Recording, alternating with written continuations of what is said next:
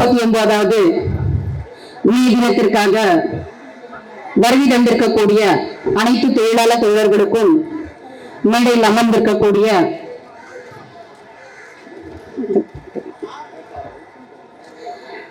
மாநில தலைவர்களுக்கும் மற்றும் மாவட்ட நிர்வாகிகளுக்கும் அனைவருக்கும் நான் சார்ந்திருக்கக்கூடிய இந்திய தொழிற்சங்க மையத்தினுடைய வடசென்னை மாவட்டத்தின் சார்பில் புரட்சிகரமான மே தின வாழ்த்துக்களை தெரிவித்துக் கொள்கிறோம். எனக்கு முன்னாடி பேசிய தோழர் முக்கியமான நிறைய விஷயங்கள் எல்லாம் உங்களுக்கு பேசியிருக்காரு. இன்னைக்கு இருக்கக்கூடிய ஒன்றிய பிஜேபி அரசாங்கம் நம்ம 100 ஆண்டு காலமாக போராடி பெற்ற அத்தனை உரிமைகளையும் காலில் போட்டு நசுக்கி எடுக்கக்கூடிய ஒரு சூழ்நிலை தான் தொடர்ச்சியாக நடந்துட்டே இருக்கு.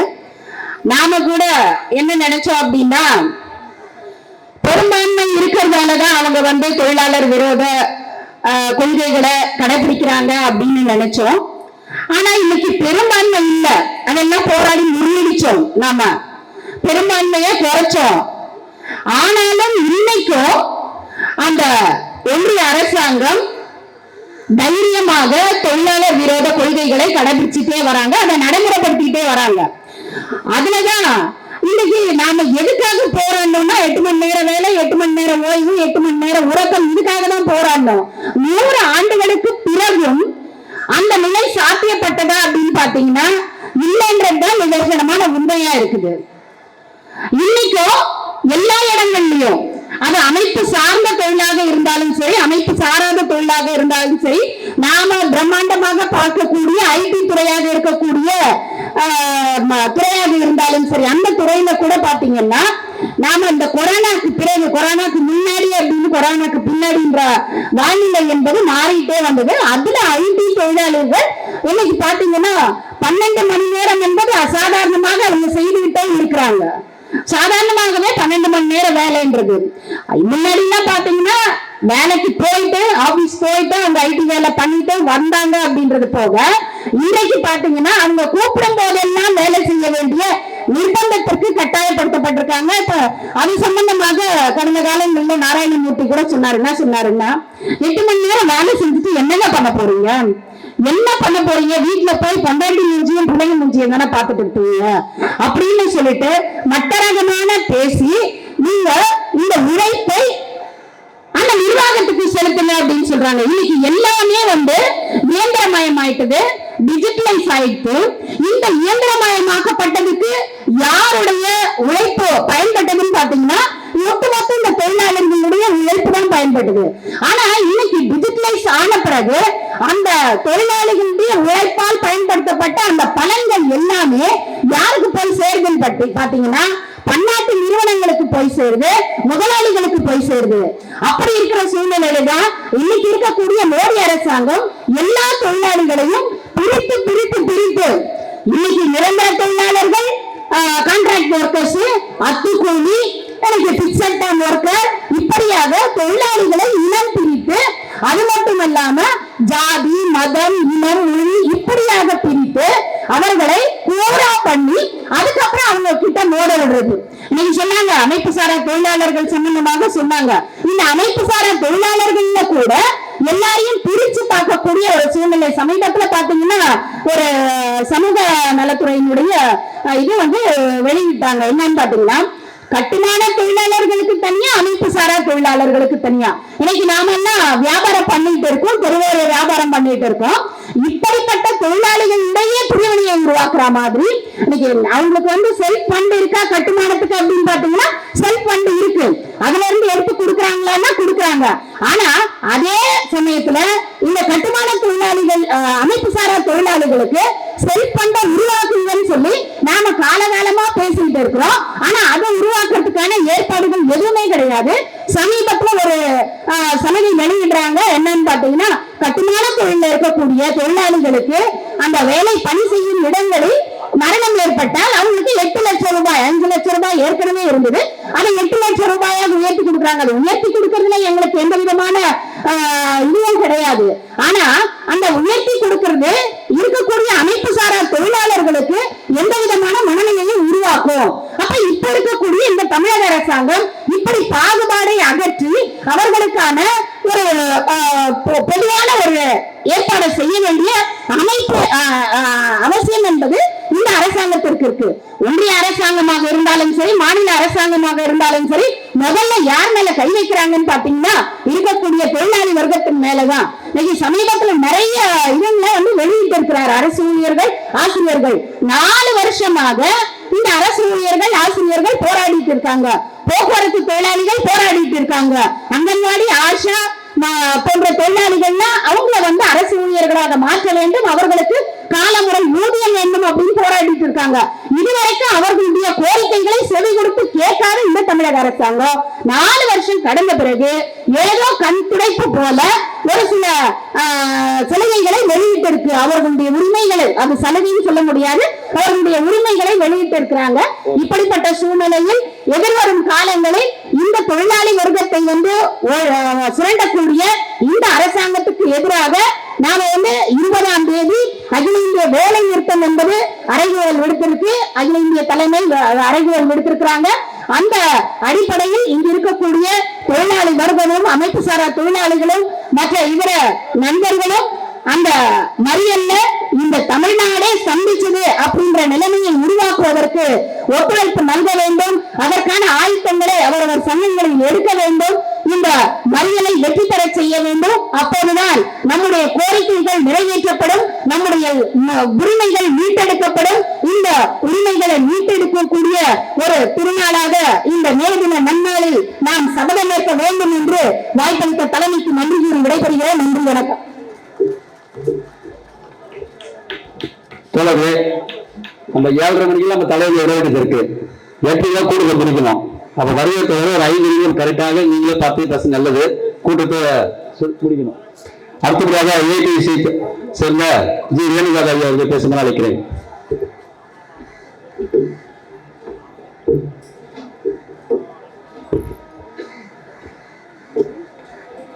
இந்த 139வது மே தின பொதுக்கூட்டத்தில் தலைவர் அருமை தோழர் சுந்தரம் அவர்களே, தலைமை டி வெங்கட் அவர்களே, இங்கு வரவேற்பு ஆற்றி அமர்ந்திருக்கக்கூடிய அருமை தோழர் சுந்தரம் அவர்களே, எனக்கு முன்னால் இங்கு சிறப்பாக பேசிய மனிதர்களே அவர்களே, மற்றும் எனக்கு பின்னால் இங்கு சிறப்பு ஆற்ற வருகை தந்திருக்கக்கூடிய தலைவர்களே, தோழர்களே, பெரியவர்களே, தாய்மார்களே, வியாபார நண்பர்களே, உங்கள் அனைவருக்கும் நாம் சார்ந்திருக்கக்கூடிய ஏஐடிசி உழைக்கும் பெண்கள் சார்பாக மேதின வாழ்த்துக்களை, புரட்சிகரமான வாழ்த்துக்களை, உங்களுக்கு வணக்கத்தையும் தெரிவித்துக் கொண்டு பேச நினைக்கின்றேன். இப்ப தீபாவளி வருதுனாவே சின்ன குழந்தைங்கள ரொம்ப சந்தோஷமாயிடுவாங்க. ஏன்னு கேட்டீங்கன்னா, புது துணி கிடைக்கும், பட்டாசு கிடைக்கும், விதவிதமா இனிப்பு பலகாரங்கள்லாம் கிடைக்கும் அப்படின்னு சந்தோஷத்துல அம்மா எப்ப தீபாவளி வரும், எப்ப தீபாவளி வரும் கேட்டிருப்பாங்க. அதே போலதான் தொழிலாளர்கள் மே 1ஆம் தேதி எப்ப வரும்னு சொல்லி ஆவலோட காத்துட்டு இருக்கக்கூடிய நாள் தான் இது. இது மக்கள் மத்தியில ஊர்வலம் போகலாம், பொதுக்கூட்டத்துல உட்காரலாம். நமக்கு ஒரு திருநாளாக, தொழிலாளர் திருநாளாக இந்த மே தினம் என்பது வருடா வருடம் நடைபெற்றுக் கொண்டிருக்கின்றது. பல வருடங்களுக்கு முன்னால், 140 வருடங்களுக்கு முன்னால் பெண்களும் ஆண்களும் சேர்ந்து அடிமைத்தனத்திலிருந்து முழு நேரம் ஓய்வே இல்லாமல் உழைத்துக் கொண்டிருந்த அடிமைத்தனத்திலிருந்து மீண்டு போராட்டம் நடத்தி, தங்களால் தாங்க முடியாமல் புரட்சிகரமான போராட்டத்தை நடத்தி வெற்றி பெற்ற நாள் தான் இந்த மே தின நாள் என்பதை எல்லாரும் சொல்வார்கள். மற்ற விஷயங்கள் எல்லாம் இந்த மே தினம் எப்படி வந்தது, என்ன எப்படின்றதெல்லாம் எனக்கு பின்னால் பேசக்கூடிய தலைவர்கள் பேசுவார்கள். இப்ப நான் சுருக்கமா பேசிட்டு முடிக்கணும், 5 நிமிஷம் தான் டைம் கொடுத்திருக்காங்க. நம்ம இப்போ ஒரு புருஷன் பண்ணாட்டி 2 பேர் வெளியே போனோம்னா பாக்குறவங்க என்ன கேட்பாங்க, இவங்க மனைவி, இவங்க ஆமா இவங்க என்ன பண்றாங்க, இவங்க சும்மாதான் வீட்டுல இருக்கிறாங்க அப்படின்னு சொல்லுவாரு. சரி, சும்மா இருக்கிறாங்களா அப்படின்னு சொல்லி அவரை கேட்டு போயிடுவாரு. இதுக்கு ஒரு விளம்பரம் கூட வந்திருக்குது. ஸ்கூல்ல பிள்ளைங்களுடைய அம்மாக்களை அந்த ஸ்கூலுக்கு கூப்பிடும் போது ஒரு அம்மா கம்பீரமா நான் வந்து இந்த துறையில வேலை செய்யறேன்னு சொல்லிட்டு போவாங்க. பின்னாடி வர்றவங்க வந்து நீங்க என்னமாமா இருக்கிறீங்க அப்படின்னா நான் வந்து ஹவுஸ் ஒய்ஃபா இருக்கிறேன் அப்படின்னு சொல்லி தயங்கி சொல்லுவாங்க. ஹவுஸ் ஒய்ஃபா இருக்கிறேன்னா வீட்டுல இருக்கிறேன். அதான் ஆண்கள் சொல்லுவாங்க சும்மா இருக்கிறாங்கன்னு சொல்லி, அந்த வீட்டுல இருக்கிறேன்னு சொல்றது தயங்கி சொல்லிட்டு அடுத்த நாள் பாத்தீங்கன்னா வீட்டுக்கு போன உடனே கேக் தயாரிப்பாங்க. கேக் தயாரிச்சு வியாபாரம் பண்ணி அதுல ஒரு பெரிய ஆளா வர மாதிரி காட்டுவாங்க. அது வந்து நம்ம எப்படி எடுத்துக்கிறோம், சந்தோஷமான விஷயமா எடுத்துக்கிறோம்.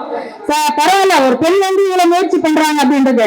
ஹவுஸ் ஒய்ஃபா இருக்கிறன்றத வந்து நாம எங்கேயுமே குறைச்சி மதிப்பிட்டு சொல்ல வேண்டிய அவசியமே கிடையாது. இன்னைக்கு ஏன் கேட்டீங்கன்னா காலையில ஏந்ததுல இருந்து நைட்டு படுக்க போற வரைக்கும் பெண்கள் என்னென்ன வேலை செய்யறாங்கன்னு பாருங்க. அதுக்கான சம்பளத்தை என்னென்ன போட்டோம்னா பெண்களுக்கு எவ்வளவு சம்பளம் தரணும்ன்றதையும் கொஞ்சம் நல்லா இப்ப யோசிச்சு பாருங்க. நான் சொல்றேன், காலையில எழுந்த உடனே வாக்கு பெருக்கி தண்ணி தெளிச்சு கோலம் போடுறாங்க. அந்த வேலைக்கு பேர் என்னது? முறவாசல் செய்யற வேலை. அதுக்கு மாசம் ஒரு 1000 ரூபாய் சம்பளம் கொடுக்கணும். அடுத்ததா பிள்ளைங்க வீட்டுக்காரையும் எழுப்பி விட்டு காப்பி எல்லாம் அவங்களுக்கு போட்டு கொடுத்து டிஃபன் செஞ்சு சாப்பாடை மதிய சாப்பாடை கட்டி அவங்கள வெளியே அனுப்பிச்சிட்டு வந்து வர்ற வேலையை என்ன சொல்றது? சமையல்காரமா செய்யற வேலை. அவங்களே இப்ப குறைஞ்சி கிடையாது. ஒரு 4 பேர் 5 பேருக்கு சமைக்கணும்னா 10,000 ரூபாய் சம்பளம் கொடுக்கணும். அந்த வேலையும் வந்து நம்ம பெண்கள் செய்யறோம். செஞ்சு முடிச்ச உடனே சமைச்ச பாத்திரத்தெல்லாம் சுத்தம் பண்ணணும், அடுப்பங்கரையெல்லாம் கழுவணும், வீட்டை பெருக்கி துடைக்கணும், அதுக்கு பிறகு துணியை துவைச்சு காய வைக்கணும். இந்த வேலைக்கு வந்து வேலைக்காரமா செய்யற வேலை. இது குறைஞ்சது ஒரு 6,000 அவங்களுக்கு சம்பளம் கொடுக்கணும். இதுக்கப்புறம் பாத்தீங்கன்னா கொஞ்ச நேரம் சாப்பிட்டு ஓய்வு எடுக்கலாம்னு நினைக்க மாட்டாங்க. அந்த நேரத்துல 2 ஜாக்கெட் தைச்சுன்னா நமக்கு 300 ரூபாய் வருமானம் வரும்னு சொல்லி டெய்லரா இருக்கக்கூடியவங்க 2 ஜாக்கெட்டை தைக்கிறாங்க. வேற கைத்தொழில் ஏதாவது செய்வாங்க, அந்த கைத்தொழில செய்யறாங்க. அப்படியே இல்லைன்னா இப்ப இன்னைக்கு இருக்கிற காலகட்டத்துல பெண்கள் வந்து அந்த மதிய நேரத்தை ஓய்வு இல்லாம 2 வீடோ ஒரு வீடோ போய் அந்த சாமான் கழுவி கொடுக்குற வேலையை வந்து செஞ்சுட்டு வராங்கன்றதுதான் இப்ப வந்து இருக்கிற உண்மை. நிறைய பெண்கள் மதியத்துல ஓய்வெல்லாம் கிடையாது, அப்போ ஒரு வேலை செஞ்சுட்டு வராங்க. மறுபடியும் ஸ்கூல்ல இருந்து பசங்களை கூப்பிட்டு வந்து அவங்களுக்கு சாப்பிடுறதுக்கு ஏதாவது கொடுத்துட்டு அதுக்கப்புறம் அவங்கள உட்கார வச்சு ஹோம்ஒர்க் எழுத வைக்கிற படிக்க வைக்கணும். அந்த வேலைக்கு பேரு யார் பண்றது? Tuition teacher. டியூஷனுக்கு அனுப்புனா ஒரு குழந்தைக்கு இன்னைக்கு 1000 ரூபாய் இல்லாம இல்ல, 1000 ரூபாய் கொடுத்தாதான் டியூஷன் ஃபீஸ். அப்போ அந்த காசு இந்த காசு எல்லாத்தையும் நீங்க சேர்த்து கணக்கு போட்டீங்கன்னா ஒரு நாள் பெண்கள் உழைக்கக்கூடிய வேலைக்கு 20,000 ரூபாய் நீங்க சம்பளம் கொடுக்கணும். இப்படி காலையில இருந்து சரி போது எல்லாம் முடிஞ்சுது, சரி எல்லா வேலையும் முடிஞ்சிச்சு, ஒரு 5 நிமிஷம் வந்து டிவி முன்னாடி உட்காருவோம், சீரியல் பாக்குறதுக்கு உட்காருவோம். அப்பதான் கணவர் வருவாரு வேலையில இருந்து. காலையில இருந்து சும்மா உட்காந்து டிவி பார்த்துனுங்கிறான்னு. அப்போ அந்த பெண்களுக்கு மனநிலைமை எப்படி இருக்குன்றது யோசனை பண்ணி பாருங்க. இப்படி முடிச்சு இதுக்கு மேலேயோ நைட்டுக்கு டிஃபனை செஞ்சு சாப்பிட வச்சு அப்பாடான்னு படுக்கிறதுக்கு இல்லையா பெண்கள் எங்கெங்க சும்மா இருக்கிறாங்க. இன்னைக்கு வேலைக்கு போயிட்டு வந்தாலும் நிம்மதியான வேலையா இருக்கும் போல இருக்குது. இன்னைக்கு எல்லா துறையிலும் பெண்கள் வேலைக்கு வந்துட்டாங்க. அது ஐடி துறையா இருந்தாலும் சரி, ஆட்டோ துறையா இருந்தாலும் சரி, எல்லா துறையும் பெண்கள் வேலை செய்யறாங்க. இந்த காலத்திலேயே பெண்கள் சும்மா இல்ல, அந்த காலத்திலேயே சும்மா இல்ல. அன்னைக்கு ஆண்கள் எல்லாம் வேட்டையாடுறதுக்கு காட்டுக்கு போயிருக்கும் போது பெண்கள் எல்லாம் வீட்டுல உட்காந்து சும்மா இல்லாம விவசாயத்தை கண்டுபிடிச்சாங்க. என்ன போட்டா எப்படி தொழில் என்ன செய்ய முடியும், எப்படி விவசாயம் பண்ணா எதை விளைவிக்கலாம்னு சொல்லி விவசாயத்தை கண்டுபிடிச்சதே பெண்கள்ன்றது இன்னைக்கு நான் பெருமையோடு உங்கள் மத்தியிலே கூறிக்கொண்டு இந்த மேதின பொதுக்கூட்டத்தில் எனக்கு பேச வாய்ப்பளித்தமைக்கு நன்றி கூறி முடித்துக் கொள்கின்றேன்.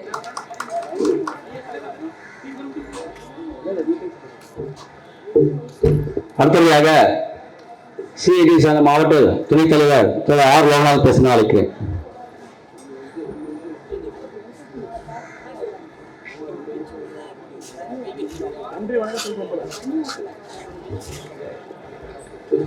இந்த கூட்டத்திற்கு தலைமையேற்று நடத்தி கொண்டிருக்கக்கூடிய தோழர் வெங்கட் அவர்களே, நமக்கு பின்னால் பேசவிருக்கின்ற சிஐடியினுடைய முன்னாள் அகில இந்திய தலைவர் தோழர் ஏ.கே. பத்மநாபன் அவர்களே, ஏஐடி மாநில பொதுச் செயலாளர் தோழர் இ. அருணாச்சலம் அவர்களே, சிஐடியினுடைய வடசென்னை மாவட்ட செயலாளர் தோழர் ஜெயராமன் அவர்களே, எங்களுக்கெல்லாம் வழிகாட்டி மூத்த தோழர் எம்.எஸ். மூர்த்தி அவர்களே, ஏனைய தோழர்களே, என்ன எல்லாரும் பேரையும் சொன்னோம்னா வரும்போதே கழுத்து பிடிச்சி அனுப்புனாங்க. 5 நிமிஷம் தான் உனக்கு, 3 நிமிஷம் மேலே தண்ணி ஊற்றி சிக்னல் கொடுப்போம்னாங்க. அதனால பேரை படிச்சிருந்தோம்னா முடிஞ்சிடும் கதை. இன்னைக்கு மே தினத்தை 139வது வருஷம் இன்னைக்கு கொண்டாடிட்டு இருக்கிறோம். இன்னைக்கு முதலாளிகள் செய்யறதை பத்தி நம்ம பேசிக்கிட்டு இருக்கிறோம். ஆனால் தமிழகத்துல ஒரு பாதி திராவிட பாதி சோசியலிஸ்ட் அரசாக தன்னை காட்டிக்கொள்ளக்கூடிய தொழிலாளி வர்க்கத்தினுடைய தலைமை பாத்திரமே நாங்கள் தான் என்று பேசக்கூடிய நம்ம எல்லாம் சேர்ந்து ஆதரிக்கக்கூடிய ஒரு அரசியல் கட்சியில் கூட அந்த ஆட்சி நிர்வாகத்தில் கூட தொழிலாளிகள் இன்றைக்கு வஞ்சிக்கப்படுகிறார்கள் என்பதுதான் இன்னைக்கு பிரச்சனை. நாம் எல்லாம் இந்த மே தினத்தை 8 மணி நேரம் வேலை 8 மணி நேரம் முழக்கம்னு சொல்லி நாம் ஓய்வுக்காகவும் போராடி பெற்ற உரிமைன்னு சொல்லி நம்ம பாதுகாப்பதற்காக மே தினத்தை நடத்திக்கிட்டு இருக்கிறோம். ஆனால் இன்றைக்கு கடமையில ஊழியர்களாக இருக்கக்கூடியவருடைய நிலைமை என்ன அப்படிங்கிறத பேச்சு. இன்னைக்கு என்னன்னா காலையில் நேற்று மாலை இன்னைக்கு மே தினம் லீவு, இன்னைக்கு முடிஞ்சோடனே மறுநாள் 2ஆம் தேதி வேலைக்கு போக வேண்டும். பள்ளிக்கூடத்தில் இருக்கும் தமிழக அரசினுடைய சென்னை மாநகராட்சி நடத்தக்கூடிய பள்ளி துறையுடைய ஊழியர்கள் கிட்டத்தட்ட 1000 பேருக்கு மேல சென்னை மாநகராட்சியில அவங்களுக்கு ஒரே ஒரு வாட்ஸ்அப் உத்தரவு மட்டும்தான், நாளையிலிருந்து மே மாதம் உங்களுக்கு சம்பளம் கிடையாது, யாரும் வேலைக்கு வர வேணாம், ஜூன் மாசத்துல இருந்து நீங்க வாங்க. எப்படி ஒரு தொழிலாளியை நீங்கள் எந்த விதமான ஈவு இறக்கம் இல்லாமல் ஒரு மாசம் உனக்கு லீவு சம்பளம் கிடையாது வர வேண்டாம் என்று சொல்லக்கூடிய தைரியம் ஒரு அதிகாரிக்கு இருக்கிறது என்று சொன்னால் அது ஆளுங்கட்சியோட ஆதரவு இல்லாமல் நடக்குமா என்பதுதான் கேள்வி. 2 நாளைக்கு முன்னாடி பெரம்பூர்ல ஒரு துப்புரவு தொழிலாளி எல்லாம் இப்ப நான் பேசுறது எல்லாம் வெறும் 15,000 ரூபாய்க்கும் 17,000 ரூபாய்க்கும் எந்தவித சட்ட பாதுகாப்பும் இல்லாத ஒப்பந்த தொழிலாளர் பற்றி நான் பேசுறேன். ஒரு தொழிலாளி காலையிலிருந்து குப்பையை அடகற்றி விட்டு கலைத்து ஓய்ந்து அவன் என்னடான்னு சொன்னா அவனுக்கு அடுத்தது என்ன வேணும்னா அந்த வண்டிக்கு அவன் தான் சார்ஜ் போடணும். அந்த பேட்டரி வண்டியை கொண்டு போய் சார்ஜ் போற இடத்தில் குமார் என்கின்ற தொழிலாளி செத்து மடிகிறான். எவ்வளவு வலியும் வேதனையோடு அந்த கரண்ட் ஷாக் அடிச்சவன் செத்து யோசித்து பாருங்க. அதிகாரி சாதாரணமா சொல்றேன், அதுக்கெல்லாம் எங்களால எந்த இழப்பும் தர முடியாது, அவருக்கு தாக்கோல் பணம் நான் வாங்கி தரேன் அவ்வளவுதான் சொன்னாலும் ஒரு தொழிலாளருடைய பணி பாதுகாப்பு என்பது இவ்வளவு லட்சத்துல தான் இருக்கு.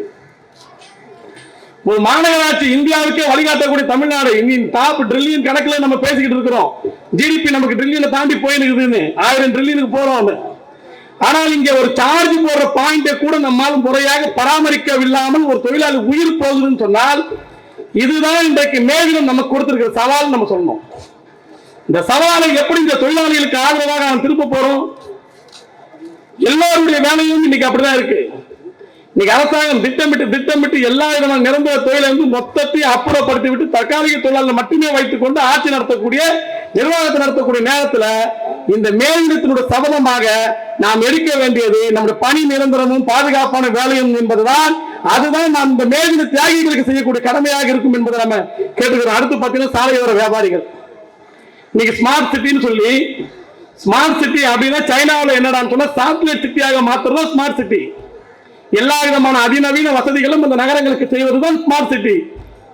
சென்னையில் என்னடா ஸ்மார்ட் சிட்டின்னு சொன்னா வியாபாரிகளுக்கு ஆதரவாக நல்ல அகலமான பெரிய வியாபாரிகள் பெரிய கடைகளுக்கு பிளாட்ஃபார்மை போட்டுட்டு கார் போகலாம் வரலாம், வேற ஒண்ணு நிறுத்த முடியாது. அந்த பக்கம் வாகன போக்குவரத்தை நிறுத்தி நல்லா அழகான லைட் பல்ப் எல்லாம் செட் பண்ணிட்டு நின்று போட்டோ எடுத்துக்கலாம். அங்க ஆயிரக்கணக்கான வியாபாரிகள் அந்த தரையில சாலை ஓரத்தில் வியாபாரம் பண்ணிட்டு இருக்காங்க பாருங்க. அவனோட வாழ்வாதாரத்தை தூக்கி எடுத்து மூளை முடுக்கல கொண்டு போய் போட்டுட்டு சாலையை அகலப்படுத்துவதுதான் ஸ்மார்ட் சிட்டின்னு சொல்லிக்கிட்டு இருக்காங்க. நாடு என்பது வெறும் கட்டிடமோ கலையோ கிடையாது. இந்த வாழக்கூடிய மக்களினுடைய புன்னகை தான் ஒரு நாட்டினுடைய நிலைமையை தீர்மானிக்கும். ஆகவே இந்த மேலிடத்தினுடைய சபதமாக நாம் எடுக்க வேண்டிய விஷயம் இந்த அடிமட்டத்தில் இருக்கக்கூடிய தொழிலாளர்களுடைய உரிமைக்காகவும் போராட வேண்டிய அவசியம் இருக்கிறது. அதற்கான களத்தை நோக்கி நாம் தீவிரமாக போக வேண்டும் என்று சொல்லி முடிக்கிறேன். நன்றி, வணக்கம்.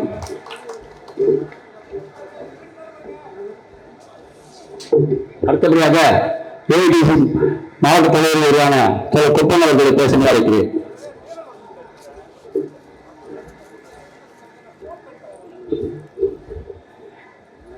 இந்த 139வது மே தின விழாவினுடைய பொதுக்கூட்டத்திற்கு தலைமை பொறுப்பேற்று நடத்தி கொண்டிருக்கின்ற எங்கள் அன்புக்குரிய தோழர் டி வெங்கட் அவர்களே, வரவேற்புரை நிகழ்ச்சி அமர்ந்திருக்கின்ற சுந்தரம் அவர்களே, இறுதியாக நன்றி நவல இருக்கின்ற அன்புக்குரிய தோழர் எஸ் வெங்கடேசன் அவர்களே, முன்னிலை வைக்கின்ற தோழர்களே, சிறப்புரையாற்ற இருக்கின்ற அன்பு தோழர்கள் ஏஐடியுடைய தலைவர்கள் எம்எஸ் மூர்த்தி அவர்களே, ஏ அருள் அவர்களே, பெருமல் சாமி அவர்களே, ஜி வேணுகாதேவி அவர்களே, சிஐடியு சார்பாக இந்த பொதுக்கூட்டத்தில் சிறப்புரையாற்ற இருக்கின்ற அன்புக்குரிய தோழர் ஏகே பத்மநாபன் அவர்களே, ஆர் ஜெயராமன் அவர்களே, வி குப்புசாமி அவர்களே, ஆர் லோகநாதன் அவர்களே, வி ஜெயகோபால் அவர்களே, ஆர் மணிமேகல் அவர்களே, இங்கே மேடைக்கு முன்னால் அமர்ந்திருக்கின்ற அனைத்து சங்க தொழிலாளர் தோழர்களே,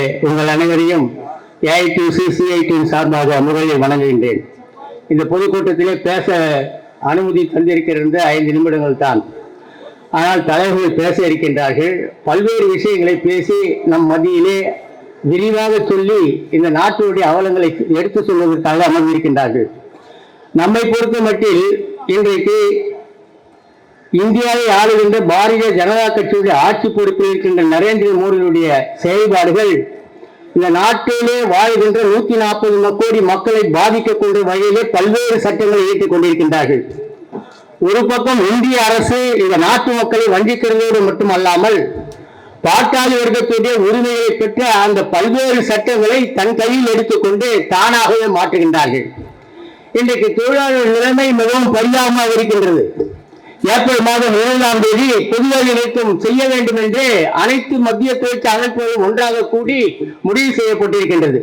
காரணம் என்னவென்று சொன்னால், இந்த நாட்டிலே வாழ்கின்ற தொழிலாளி வர்க்கத்தை அடக்கக்கூடிய அனைத்து சட்டங்களையும் மத்திய அரசு அமல்படுத்திக் கொண்டிருக்கிறது. விரிவாக பேச வேண்டும் என்று சொன்னால் 2 நாட்கள் தேவைப்படுகின்றது. ஆனால் இன்றைக்கு தமிழகத்தை ஆளுகின்ற திராவிட முன்னேற்ற கழக அரசு ஆட்சி பொறுப்பேற்று ஏறத்தாழ 4 ஆண்டுகள் 3 மாதங்கள் ஆகின்றது. ஆனால் ஆட்சி பொறுப்பேற்ற திராவிட முன்னேற்ற கழக அரசு தமிழ்நாட்டில் வாழ்கின்ற பாட்டாளி வர்க்கத்தினுடைய பிரச்சனைகளை தீர்த்திருக்கிறதா என்று சொன்னால் அது ஒரு கேள்விக்குறியாக இருக்கின்றது.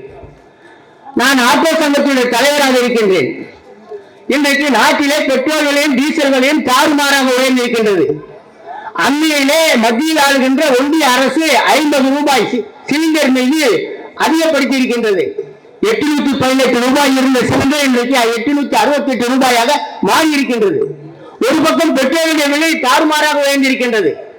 பாரதிய ஜனதா கட்சி ஆட்சி பொறுப்பேற்று அதன் பிறகு 14 முறை பெட்ரோல் விலை ஏறி இருக்கின்றது. டீசல் விலை 14 முறை ஏறி இருக்கின்றது.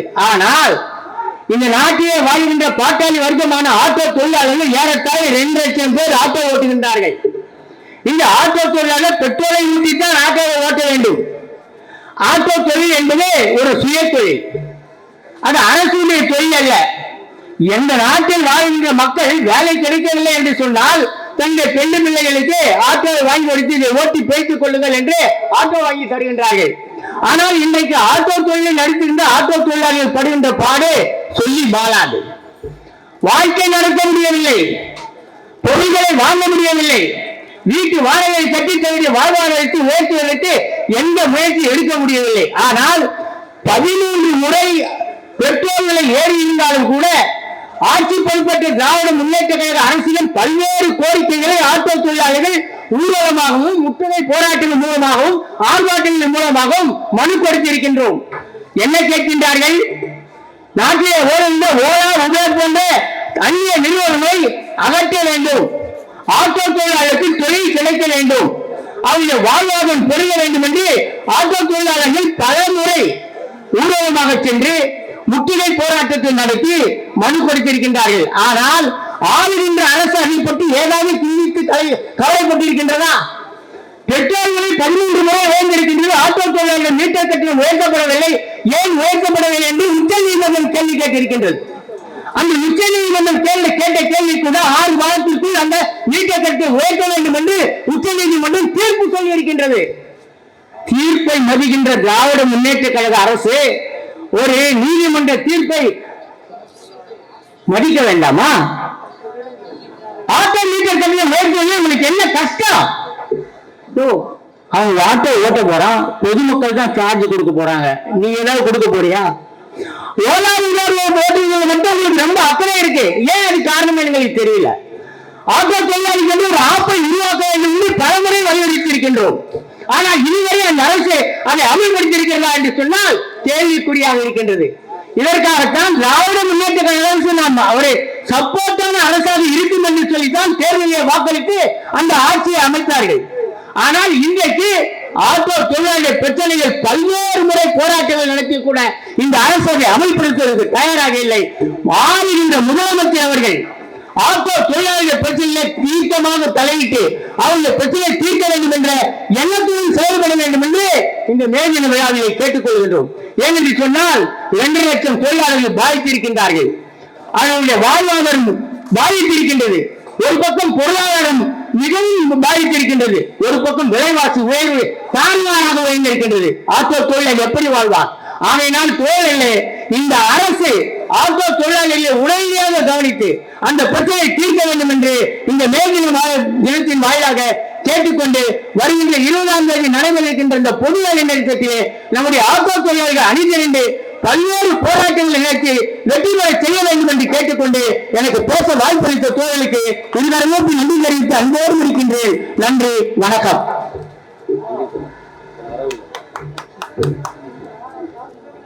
அடுத்தபடியாக சிஐடி மாவட்ட பொருளாளர் தோழர் வி குப்புசாமி அவர்களை பேசுமாறு அழைக்கிறேன்.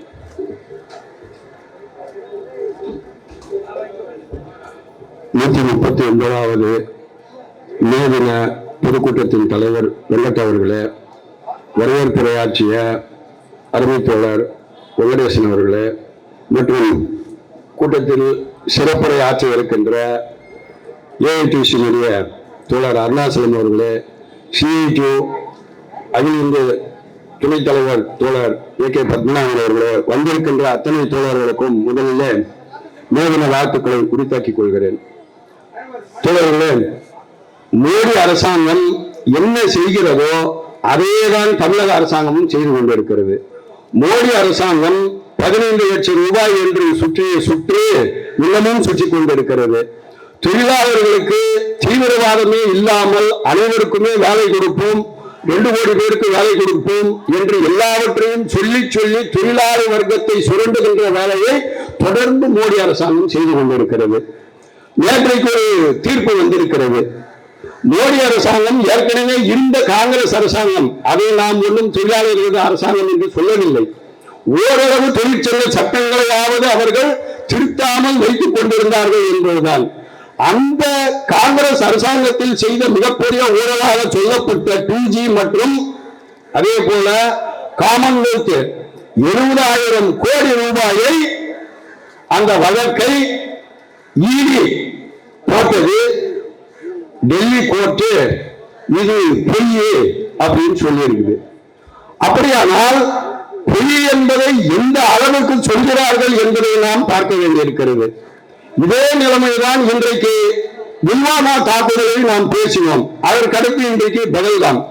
என்ன பிரச்சனை? பெஹல்காமில் வந்தவர்கள் ராணுவ உடைகளை கொண்டு வந்திருக்கிறார்கள். நம்ம பக்கத்தில் இருக்கிற ஓசிஎஃப்ல அந்த பிளான்ட்டை மூடியாச்சுன்ற நிலைமைக்கு கான்ட்ராக்ட் விட்டாச்சு. நீங்க போனா ராணுவமே கான்ட்ராக்ட், ராணுவ தளவாடங்கள் கான்ட்ராக்ட். இன்னைக்கு ராணுவ டிரெஸ் வெளியில கிடைச்சு போட்டு வந்திருக்கிறாங்க, நாளைக்கு ராணுவ தளவாடங்களை கொண்டு வந்து போட மாட்டான்னு என்ன நிச்சயம்? இதுதான் மோடி அரசாங்கம். அன்றைக்கு நாம பண்ண வேண்டியது, இந்த அரசாங்கத்தை தொழிலாளிகளுக்கு எதிரான இந்த அரசாங்கம் எந்த தொழிலையுமே நிரந்தரம் இல்லாமல் செய்கின்ற ஒரு மத்திய அரசாங்கமாக இருக்கிறது. ஆனால் மத மோதல்களை உருவாக்குவதில் இவர்களை விட கில்லாடி யாருமே இல்லை அப்படின்ற மாதிரிதான் நம்ம எல்லாத்துக்கும் தெரியும். தேர்தல்கள் வந்தால் இவர்கள் மதத்தை கொண்டு வந்து விடுவார்கள். அதே மாதிரிதான் இப்போ தேர்தல்களுக்காக ஒரு மத பிரச்சனையை கொண்டு வந்திருக்கிறார்கள். என்ன போன தேர்தல் MP எலெக்ஷன்ல என்ன சொன்னாங்க? ஒடிசாவில் இருக்கிற அந்த ஜெகநாதர் கோயிலுக்கான அந்த சாரி தமிழ்நாட்டில் தான் இருக்குது. தோழர்களே, உண்மையிலேயே அந்த கோயிலை கட்டியவர்களே தமிழ் சோழ மன்னன் தான் வரலாறு. அதனால வரலாற்றை திரிப்பது மட்டுமல்ல, இவர்கள் பொய் சொல்பவர்கள் அப்படின்ற முறையிலே நாம பார்க்க வேண்டியது இருக்குது. இப்போ அவங்க என்ன சொல்ல இருக்கிறாங்க? இந்த வேதனத்தை கொண்டாடக்கூடாது, விஸ்வகர்மா தினமாக கொண்டாடணும்ன்றான். விஸ்வகர்மாவை பத்தின விவரங்களுக்கு உள்ள நாம போனோம்னா, விஸ்வகர்மான்னு ஒரு ஆள் இருந்தார். யாரு அப்படின்னா, இந்த பூரியினுடைய அல்லது ஒரிசாவினுடைய மன்னர் கனவுல வந்தாராம். யாரு? தேவதச்சன் நான் கோயில்ல செஞ்சு தர்றேன் அப்படின்னு. எதுக்காக சொல்ல வரோம்னா, விஸ்வகர்மா திட்டம் என்று இவர்கள் தொழிலாளர்களை ஏமாற்றி மே தினத்தை கூட கொண்டாட விடாமல் செய்து கொண்டிருக்கிறார்கள் அப்படின்றதுக்காக பார்க்கிறோம். அந்த விஸ்வகர்மா என்ன பண்றாருன்னா, மன்னர்கிட்ட 1 மாசத்துக்குள்ள எங்களுக்கு அது வேற புராணங்கள் ஜெகநாதருடைய சிலைகளை செய்து தர வேண்டும். இப்பவும் பார்த்தோம்னா நம்ம எந்த மதத்துக்கும் எந்த சாமிக்கும் எதிரானவர்கள் அல்ல. அந்த சிலை என்பது முழுமையாக வடிவமைக்கப்பட்டிருக்காது, மரத்தால் தான் செய்திருப்பார்கள். அரையும் முறையுமாக இருக்கும். பூரி ஜெகநாதர் கோயிலுக்கு போறவங்களுக்கு தெரியும். அந்த ஜெகநாதர் கோயிலினுடைய அந்த கர்ப்ப கிரகத்தில் இருக்கின்ற அந்த சிலையை செய்தவர் தேவதச்சன். அவர் பேர்ல தான். ஏன்னா அரையும் முறையுமாக வேலை செய்யறவன்னா தொழிலாளின்னு சொல்ல வர்றாரா மோடி? என்னன்னு கேட்டா, மன்னர் 1 மாசம் டைம் கேட்டாரு.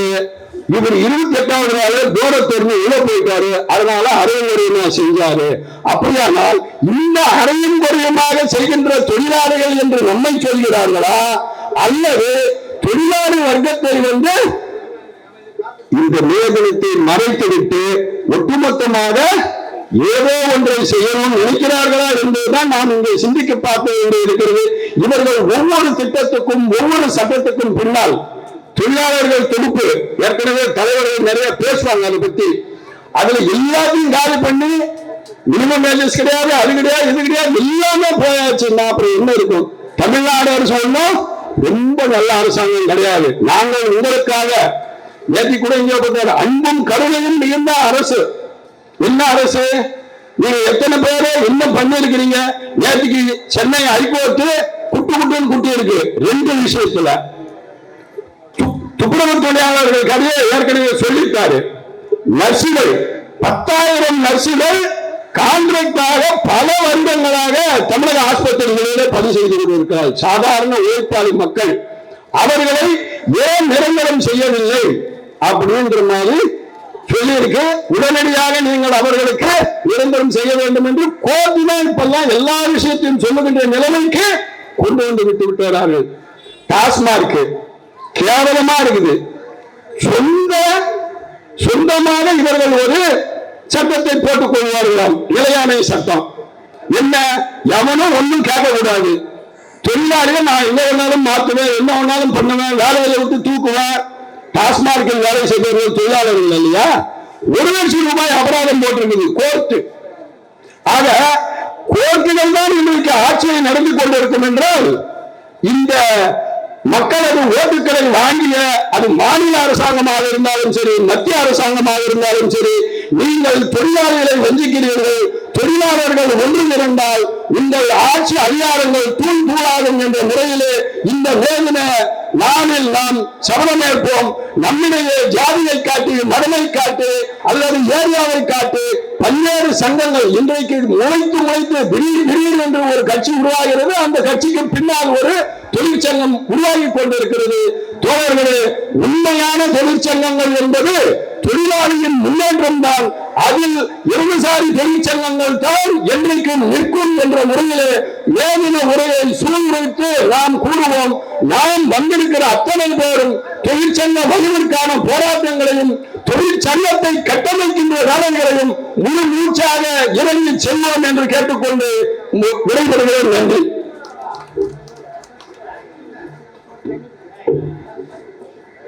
அடுத்தபடியாக ஏஐடிசி தலைவர் உருவான தோழர் MS மூர்த்தி அவர்களை பேச அழைக்கிறேன்.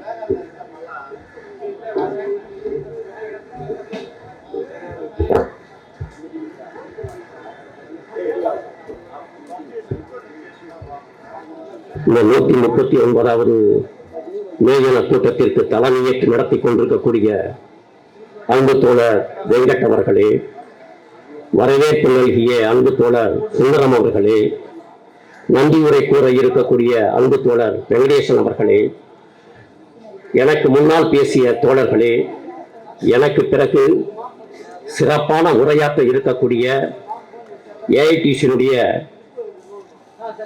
ஏஐபிஏ பொதுச் செயலாளர் அன்பு தோழர் அருணாச்சலம் அவர்களே, அதே போன்று சிஐடியினுடைய அகில இந்திய துணைத் தலைவர் AK பத்மநாபன் அவர்களே, எனக்கு பிறகு பேச இருக்கக்கூடிய அன்பு தோழர்களே, பெரியோர்களே, தாய்மார்களே, இன்றைக்கு 139வது மே தினம்.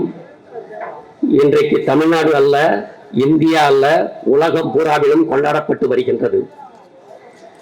இந்த மே தினம் எதற்காக நாம் கொண்டாடுகிறோம் என்பது உங்கள் அனைவருக்குமே தெரியும்.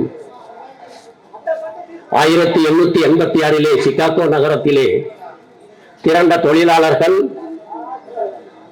தங்களுடைய கோரிக்கைகளுக்காக அவர்கள் சிந்திய ரத்தம்தான், அவர்களை நினைவு கொள்வதற்காகத்தான் இந்த மே தினம் உலகம் பூராவிலும் இன்றைக்கு கொண்டாடப்பட்டு வருகிறது.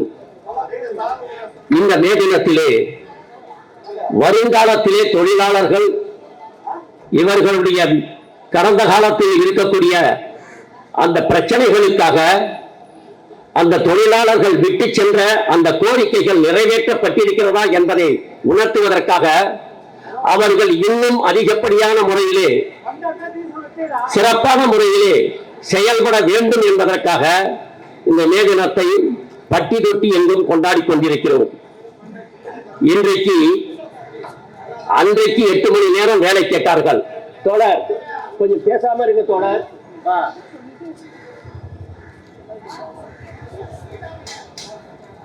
அன்றைக்கு 8 மணி நேரம் வேலை கேட்டார்கள்.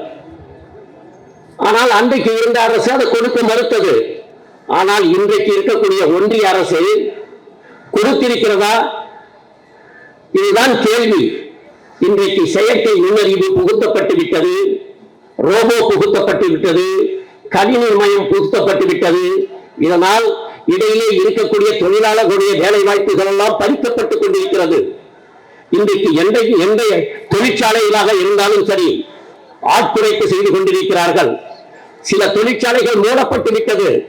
இந்த பகுதியிலே ஏகப்பட்ட தொழிற்சாலைகள். இன்றைக்கு ஹார்வர்ட் தொழிற்சாலையில 8000 தொழிலாளர்கள் வேலை செய்து கொண்டிருக்கிறார்கள். இன்றைக்கு டெஸ்டன் மில் அது மூடப்பட்டு விட்டது, பிஎல்சி மில்.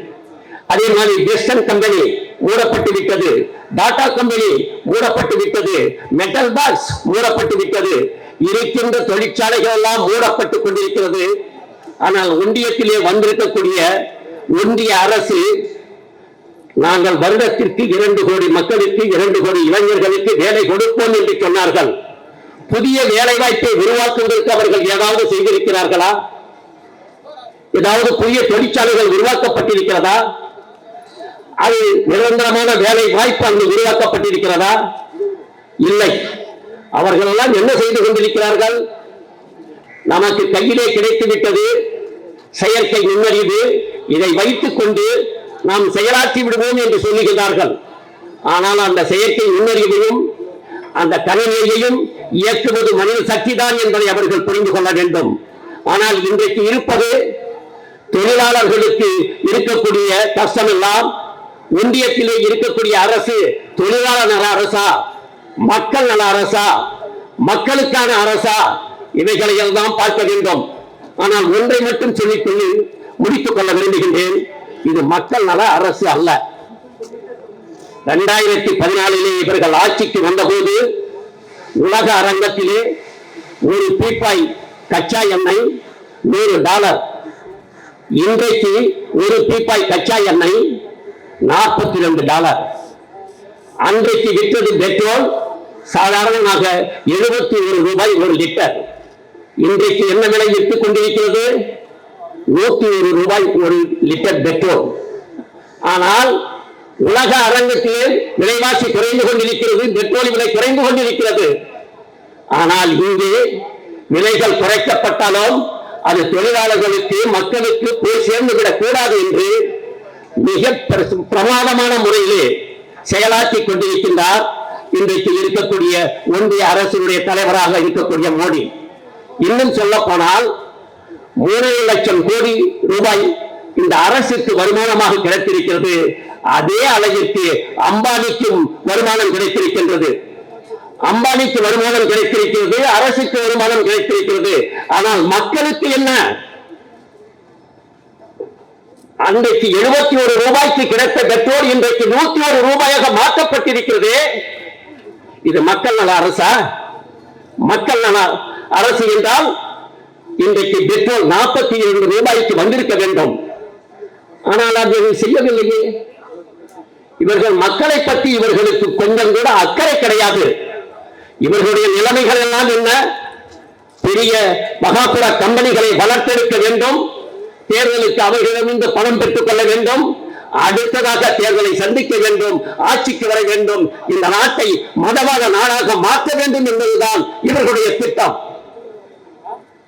ஆனால் ஒன்றிய அரசு தான் அப்படி இருக்கிறது என்று சொன்னால் எனக்கு முன்னாலே பேசிய தோழர்கள் எல்லாம் எடுத்து சொன்னார்கள். ஒன்றிய அரசுக்கு கொஞ்சம் கூட சளைக்காமல் இன்னும் ஒருபடி மேலே சென்று இருக்கின்ற தொழிலாளர்களை எல்லாம் அத்துக்கூலிகளாக அவர்களை எல்லாம் வீட்டுக்கு அனுப்பக்கூடிய செயலாக இங்கே இருக்கக்கூடிய தமிழக அரசு நடந்து கொண்டிருக்கிறது. இன்னும் சொல்ல போனால் தமிழ்நாட்டிலே தான் 69 விழுக்காடு இட ஒதுக்கீடு கிடைத்திருக்கிறது. இந்த இட ஒதுக்கீடு எப்படி வரும்? அரசின் கையிலே இன்றைக்கு இருக்கக்கூடிய அலுவல்கள் அரசின் கையிலே இருக்க வேண்டும். அரசின் கையிலே இருந்தால் இடஒதுக்கீடு கிடைக்கும். இவர்களெல்லாம் பேசுகின்றார்கள், சமநீதி என்கின்றார்கள், சமூக நீதி என்று சொல்லுகின்றார்கள். தனியாரிடத்தை கொடுத்து விட்டால் அங்கு சமநீதி கிடைக்குமா? இடஒதுக்கீடு கிடைக்குமா? இன்றைக்கு டெம்பரரியாக ஆக்கிவிட்டால் தொழிலாளர்களை இடஒதுக்கீடு கிடைக்குமா? ஆகவே இவர்களும் அவர்களுக்கு சளைத்தவர்களாக இல்லை. இங்கு இருக்கக்கூடிய டிரான்ஸ்போர்ட் தொழிலாளர்கள் படுகின்ற வேதனை, ஊதிய உயர்வுக்காக அவர்கள் போராடி போராடி வாதாடி வாதாடி செத்து மடிந்து கொண்டிருக்கின்றார்கள். எனக்கு முன்னாலே பேசிய தோழர்கள் சொன்னார்கள், ஆட்டோ தொழிலாளர்கள், அவர்களை பற்றி சொல்லவே வேண்டாம். 12 வருட காலமாக மீட்டர் கட்டணம் உயர்த்தப்படவில்லை. மீட்டர் கட்டணம் உயர்த்தப்படுவதே உனக்கு என்ன சங்கடம்? நல்ல கேள்வியை கேட்டார். ஆகவே இன்றைக்கு இருக்கக்கூடிய தமிழக அரசாக இருந்தாலும் சரி, ஒன்றிய அரசாக இருந்தாலும் சரி, மக்களுடைய நலனிலே அக்கறை இல்லாதவர்களாக இருக்கின்றார்கள். ஆகவே இவர்களை மக்கள் முன்பாக தோலுரித்து காட்டுகின்ற அந்த நிலைமையைத்தான் இன்றைக்கு ஏஐடிசியும் சிஐடியும் செய்து கொண்டிருக்கின்றன. இன்றைக்கு ஊர்வலத்திலே மிகப்பெரிய அளவிற்கு பங்கு பெற்ற தொழிலாளர்களுக்கு நன்றி கூறி விடைபெறுகின்றேன். நன்றி, வணக்கம். அடுத்தபடியாக ஏஐடிசி மாவட்ட செயலாளர் ஏ அருள் அவர்களை பேசுமாறு அழைக்கிறேன்.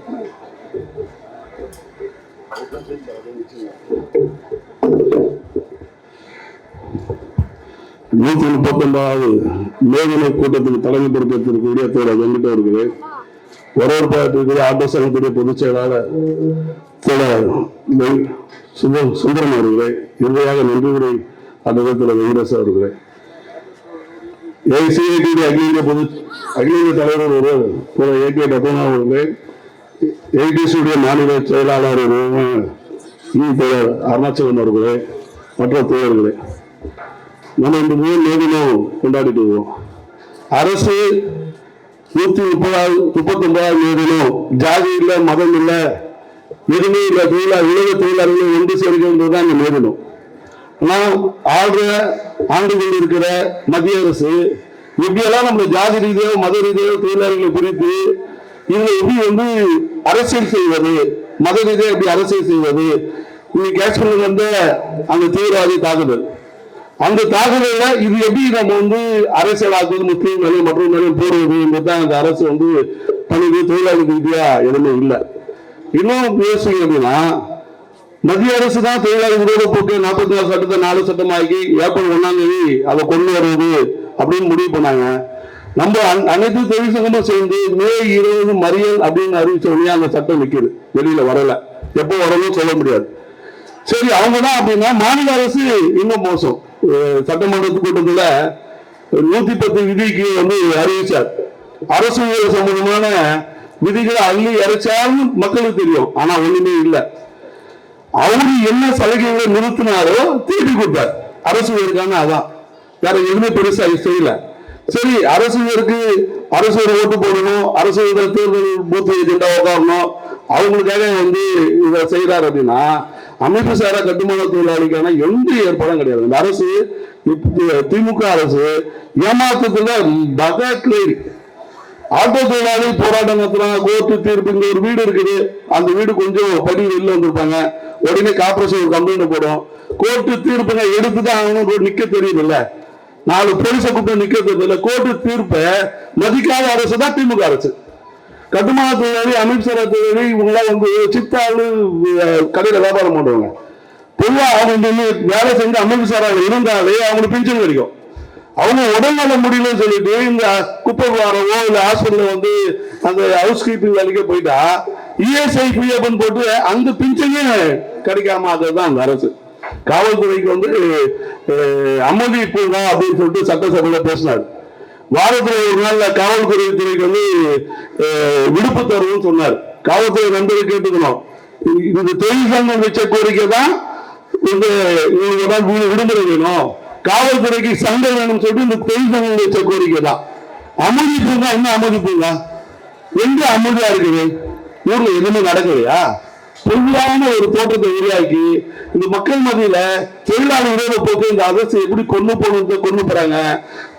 அரசியர்கள் மட்டும்தான் ஓட்டு போடுவாங்க இந்த அரசு நினைச்சா மற்ற சங்கங்கள் மற்ற தொழிலாளிகள் அவருக்கு எதிராக திரும்பினா பெரிய பாதிப்பு உருவாக கூறிக்கொண்டு வாழ்க்கை முடிகிறது. அடுத்தபடியாக சிஐடி மாவட்ட செயலாளர் திரு ஆர் ஜெயராம் அவர்களை பேச அழைக்கிறேன்.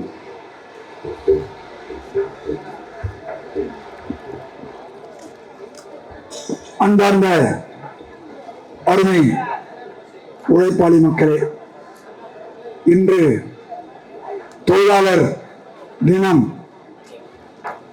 சர்வதேச அளவிலே தொழிலாளர்களால் அந்த தியாகிகளை நினைவு கூர்ந்து அவர்கள் எந்த லட்சியத்திற்காக நோக்கத்திற்காக தங்கள் உயிர்களை இழந்தார்களோ அந்த லட்சியத்தை அந்த நோக்கத்தை நிறைவேற்றுவோம் என்கின்ற முறையிலே காலையிலே கொடியேற்றி உறுதியேற்று இன்று பேரணியில் பங்கெடுத்து வந்திருக்கக்கூடிய அனைவருக்கும் வாழ்த்துக்கள். இந்நிகழ்வுக்கு தலைமை தாங்கும் தோழர் வெங்கட் அவர்களே, வரவேற்புரையாற்றிய தோழர் சுந்தரம் அவர்களே, நன்றி உரையாற்ற இருக்கக்கூடிய தோழர் வெங்கடேசன் அவர்களே, இங்கே சிறப்புரையாற்ற வருகை தந்திருக்கக்கூடிய சிஐடியின் அகில இந்திய தலைவர்கள் ஒருவரான அருமை தோழர் ஏகே பத்மநாபன் அவர்களே, ஏஐடியூசியினுடைய மாநில பொதுச் செயலாளர் அருமை தோழர் அருணாச்சலம் அவர்களே, எனக்கு முன்னால் இங்கே உரையாற்றி அமர்ந்திருக்கக்கூடிய தோழர்களே, முன்னிலை வகிக்கக்கூடிய தோழர்களே, சிஐடி ஏஐடிசியுடைய நிர்வாகிகளே, தொழிலாளர்களே, தோழர்களே, அனைவருக்கும் வணக்கம். தோழர்களே, நம்ம இந்த இதை அப்படி திரும்பி பார்த்தோம்னா 90க்கு முன்னு 90க்கு பின்னு நம்ம பார்க்க வேண்டியிருக்கு. ஏன்னா 1990க்கு பிற்பாடு உலக அளவில் கொண்டு வரப்பட்ட உலகமய தாராளமய தனியார்மய என்கின்ற நவீன தாராளமய கொள்கை என்பது உழைக்கும் மக்களின் உழைப்பை ஒட்ட சுரண்டி இருக்கிறது. 90க்கு முன்னாடி 80களில் 70களில் தொழிற்சங்கங்கள் அமைப்பதற்கும் தொழிலாளி வர்க்கம் போராடுவதற்கும் அந்த போராட்டத்தில் நடந்த தியாகங்களுக்கும் அடக்குமுறை மூலமாக அடக்கிவிடலாம் ஒதுக்கிவிடலாம் என்று நினைத்த ஆட்சியாளர்கள் தோற்று போனார்கள். அதன் மூலம் இங்கே இருக்கக்கூடிய தொழிலாளர்கள் சங்கங்கள் வைத்து சங்களுடைய பொருளாதார கோரிக்கைகளை வளப்படுத்திக் கொண்டார்கள், மேம்படுத்திக் கொண்டார்கள். வலுவான சங்க நடைமுறைகள் இருந்தது, வலுவான போராட்டங்கள் இருந்தது. ஆனால் 90க்கு பிறகு மூலதனம், உலக கார்ப்பரேட் மூலதனம் தன்னுடைய டாக்டிக்ஸை மாற்றிக்கொண்டது. இவர்களை அடித்து அடக்க முடியாது, அனைத்து திருதராஷ்டிர ஆலிங்கனம் மாதிரி அழிப்பது. பர்மனன்ட் தொழிலாளியா நீ பர்மனன்ட் தொழிலாளியாவே இரு, ரிட்டையர்ட் ஆகிற வரைக்கும் இரு, ரிட்டையர்ட் ஆன பிற்பாடு அந்த இடத்துக்கு பெர்மனன்ட்னு கேட்காத, உனக்கு சம்பள உயர்வு கொடுத்துருங்க. ஒரு புதிய டாக்டிக்ஸ். இதனால உலகம் முழுக்க இருக்கக்கூடிய தொழிலாளி வர்க்கம் தன்னுடைய உழைப்பிற்கான விலையை இழந்து வருகிறது. அது இந்தியாவில் மட்டுமல்ல, தமிழ்நாட்டில் மட்டுமல்ல, உலகம் முழுக்க இது நடக்குது. நம்ம ஆட்சியாளர்கள் பலர் வெளிநாடுகளுக்கு போயிட்டு எங்க மாநிலத்துல வந்து மூலதனம் போடுங்க, எங்க மாநிலத்துல வந்து முதலீடு செய்யுங்கன்ட்டு 2000 கோடி கொண்டு வந்தோம், 3000 கோடி கொண்டு வந்தோம்னு சொல்றாங்க. அதுல ஒரு மினிட்ஸ் எல்லாம் போட்டுன்னு சொல்றாங்க. முக்கியமானது என்னன்னா, நீங்க இங்க வந்து தொழிற்சாலை தோங்கினா ஐஆர் ப்ராப்ளம் வராம நாங்க பாத்துக்கிறோம், தொழிற்சங்கம் தலையிடாம பாத்துக்கிறோம், தொழிற்சங்கம் வைக்காம பாத்துக்கிறோம். அப்படியே வச்சு ஏசிஎல்லுக்கோ தொழிலாளர் நல ஆணையத்துக்கோ வந்தா அவங்களை தலையிடாம பாத்துக்கிறோம். இது இன்று இல்ல, ஜெயலலிதா அம்மையார் இருக்கும் போதே நடந்தது. அது அண்ணா திமுகவா, திமுகவா, பிஜேபியா, காங்கிரஸா, எந்த கட்சி என்பதல்ல. தொழிலாளி வர்க்கத்தை கார்ப்பரேட் முதலாளிகளுக்கு விட்டுக் கொடுப்பதில் அரசுகள் கார்ப்பரேட் முதலாளிகள் பக்கம் தான் நிற்கிறார். அதனுடைய விளைவு நம்ம சாம்சங் தொழிலாளர் போராட்டத்தில் சந்திச்சோம். எப்படியாவது அடக்கி ஒடுக்கி முடிச்சிடலாம்னு நினைச்சாங்க. ஆனால் சங்க பதிவு செய்வதற்கு கோர்ட்டுக்கு போக வேண்டியது வெற்றி பெற்றோம். எல்லா தொழிலாளரும் வேலைக்கு எடுத்துக்கிறேன்னாங்க, சம்பளம் கொடுத்தா நான் வேலைக்கு எடுக்கல. நான் சம்பளம் கூட கொடுத்துட்றேன், ஆனா வேலைக்கு எடுக்க மாட்டேன். இன்னைக்கு காலையில கொடியேற்றும் போது சிபிசிஎல்ல கான்ட்ராக்ட் தொழிலாளிகள் சங்கம் அமைச்சிருக்காங்க. அவங்க ஒரு கொடியேற்றத்துக்கு கேட்டுக்கு போனாங்க. கான்ட்ராக்ட் தொழிலாளி சங்கம் வச்சு கொடியேற்றலாமா? காவல்துறை சொல்லி காவல்துறை வந்து கொடியேற்ற விட மாட்டேன்னு தகராறு பண்றோம். ஒரு 50-60 தொழிலாளி ஒன்னா சேர்ந்தா நாங்க ஏத்துவோம் சொல்லி தகராறு பண்ணி ஏத்திட்டாங்க. அப்போ 90க்கு முன்னாடி இருந்த தொழிலாளி வர்க்கத்தினுடைய எழுச்சி, வேகம்,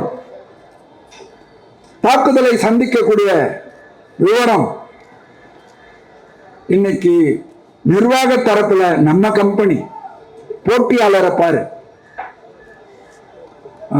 அசோக் லேலண்ட்ல என்ன சொல்லுவான், டாடா கம்பெனியில இவ்வளவுதான் சம்பளம் கொடுக்குறான், ஆனா இவ்வளவு லாபம் வருது, அதனால அங்க எல்லாருக்கும் வேலை கொடுக்க முடியுது, ஆனா நான் இங்க அதிகமான சம்பளம் கொடுக்கிறேன். நம்ம கம்பெனி அந்த போட்டியாளரோட போட்டி போடணும். போட்டி சந்தை, சந்தை பொருளாதாரம். அவனே இங்க ஒரு கம்பெனி வைப்பான், ஓசூர்ல ஒரு கம்பெனி வைப்பான், உத்தராஞ்சல்ல ஒரு கம்பெனி வைப்பான், ஆழ்வார்ல ஒரு கம்பெனி வைப்பான், பண்டாரால ஒரு கம்பெனி வைப்பான். அங்க குறைஞ்ச காஸ்டுக்கு லேபர் கிடைக்கிறாங்க, இங்க அதிகமாகுது. அதனால நீ அதிகமான ப்ரொடக்டிவிட்டி கொடுக்கணும், இல்ல சம்பளத்தை குறைச்சிக்க. ஒரு அசோக் லேலண்ட் இல்ல, எல்லா கம்பெனிகளும் இன்னைக்கு அதை பின்பற்றாங்க. வெளிநாடுகள், ஐரோப்பிய கம்பெனிகள் இங்க வந்து மூலதனத்தை போடுறாங்க.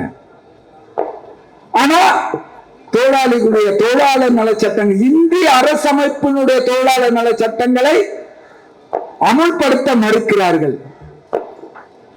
அப்போ இவைகளெல்லாம் எதிர்கொள்வது எப்படி என்று நாம் பேச வேண்டியிருக்கு. இதை எதிர்கொள்வதற்கான வியூகம் வகுக்க வேண்டியிருக்கு. இந்த திருவொற்றூர், எண்ணூர், மணலி அல்லது சென்னை புறநகர் பகுதிகளில் இருந்த தொழிற்சாலைகளுடைய எண்ணிக்கை இன்று இல்லை. எவரடி தொழிற்சாலை மூடப்பட்டுள்ளது, ஆனா எவரடி பேட்டரி வந்து இருக்குது, உற்பத்தி இருக்குது, ஆனா தொழிற்சாலை மூடியாச்சு.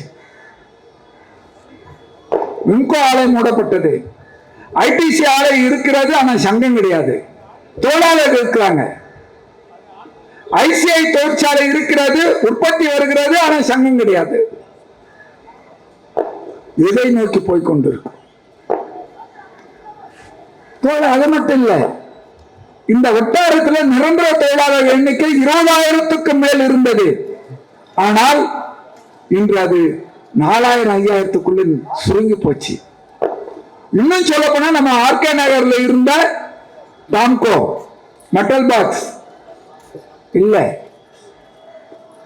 அப்படியானால் ஆட்சியாளர்கள், அரசு அல்லது கார்ப்பரேட் மூலதனம் இவர்கள் தொழிலாளியினுடைய உழைப்பை குறைந்த விலைக்கு வாங்குவதற்கு, கூலியை குறைப்பதற்கு, ஒட்ட சுரண்டுவதற்கு இந்த ஆட்சியை, அரசை முழுமையாக பயன்படுத்திக் கொள்கிறார். அந்த கொள்கையை ஆதரிப்பவர்கள் தான் காங்கிரஸ், பிஜேபி, திமுக, அண்ணா திமுக இத்தியாதி இருக்கக்கூடிய முதலாளித்துவ கட்சிகள் எல்லாம். இது ஒன்றும் சந்தேகம் கிடையாது. அப்போ வர்க்கத்தினுடைய உழைப்பு சுரண்டலுக்கு எதிரான போராட்டத்தை நாம் எப்படி முன்னெடுக்க போகிறோம்? இன்று உலகம் முழுக்க கார்ப்பரேட் மூலதனம் ஒன்று சேர்ந்திருக்கிறது. அதுக்கு நாடு எல்லைகள் எல்லாம் உடைக்கப்பட்டு இருந்தாச்சு.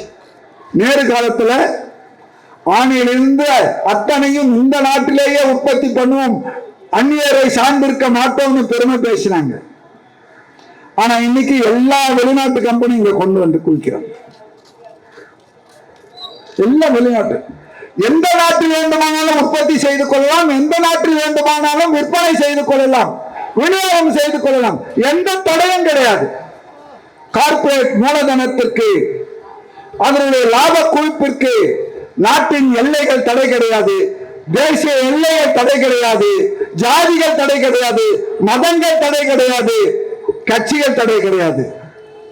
ஆனால் தொழிலாளி வர்க்கம் உலக தொழிலாளர்களை ஒன்று சேருங்கள் என்று முழக்கமிட்ட கம்யூனிஸ்ட் கட்சியின் அறிக்கையினுடைய வாசகம் இன்று அதே கார்ப்பரேட் மூலதனம், அதே ஆட்சியாளர்கள் அடையாள அரசியலுக்குள்ளே புகுத்தி நம்மை ஜாதியாக, மதமாக, மத மோதலில், ஜாதிய மோதலில் அல்லது மொழி ரீதியாக நம்மளை பிளவுபடுத்துகின்ற நிலைமை வந்திருக்கிறது.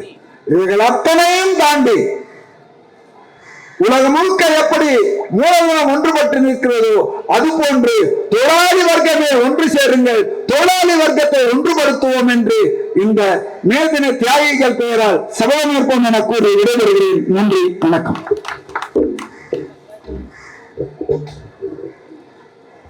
அடுத்தபடியாக AIPF மாநில பொதுச் செயலாளர் தோழர் வி. அருணாச்சலம் அவர்களை பேசுமாறு அழைக்கிறேன்.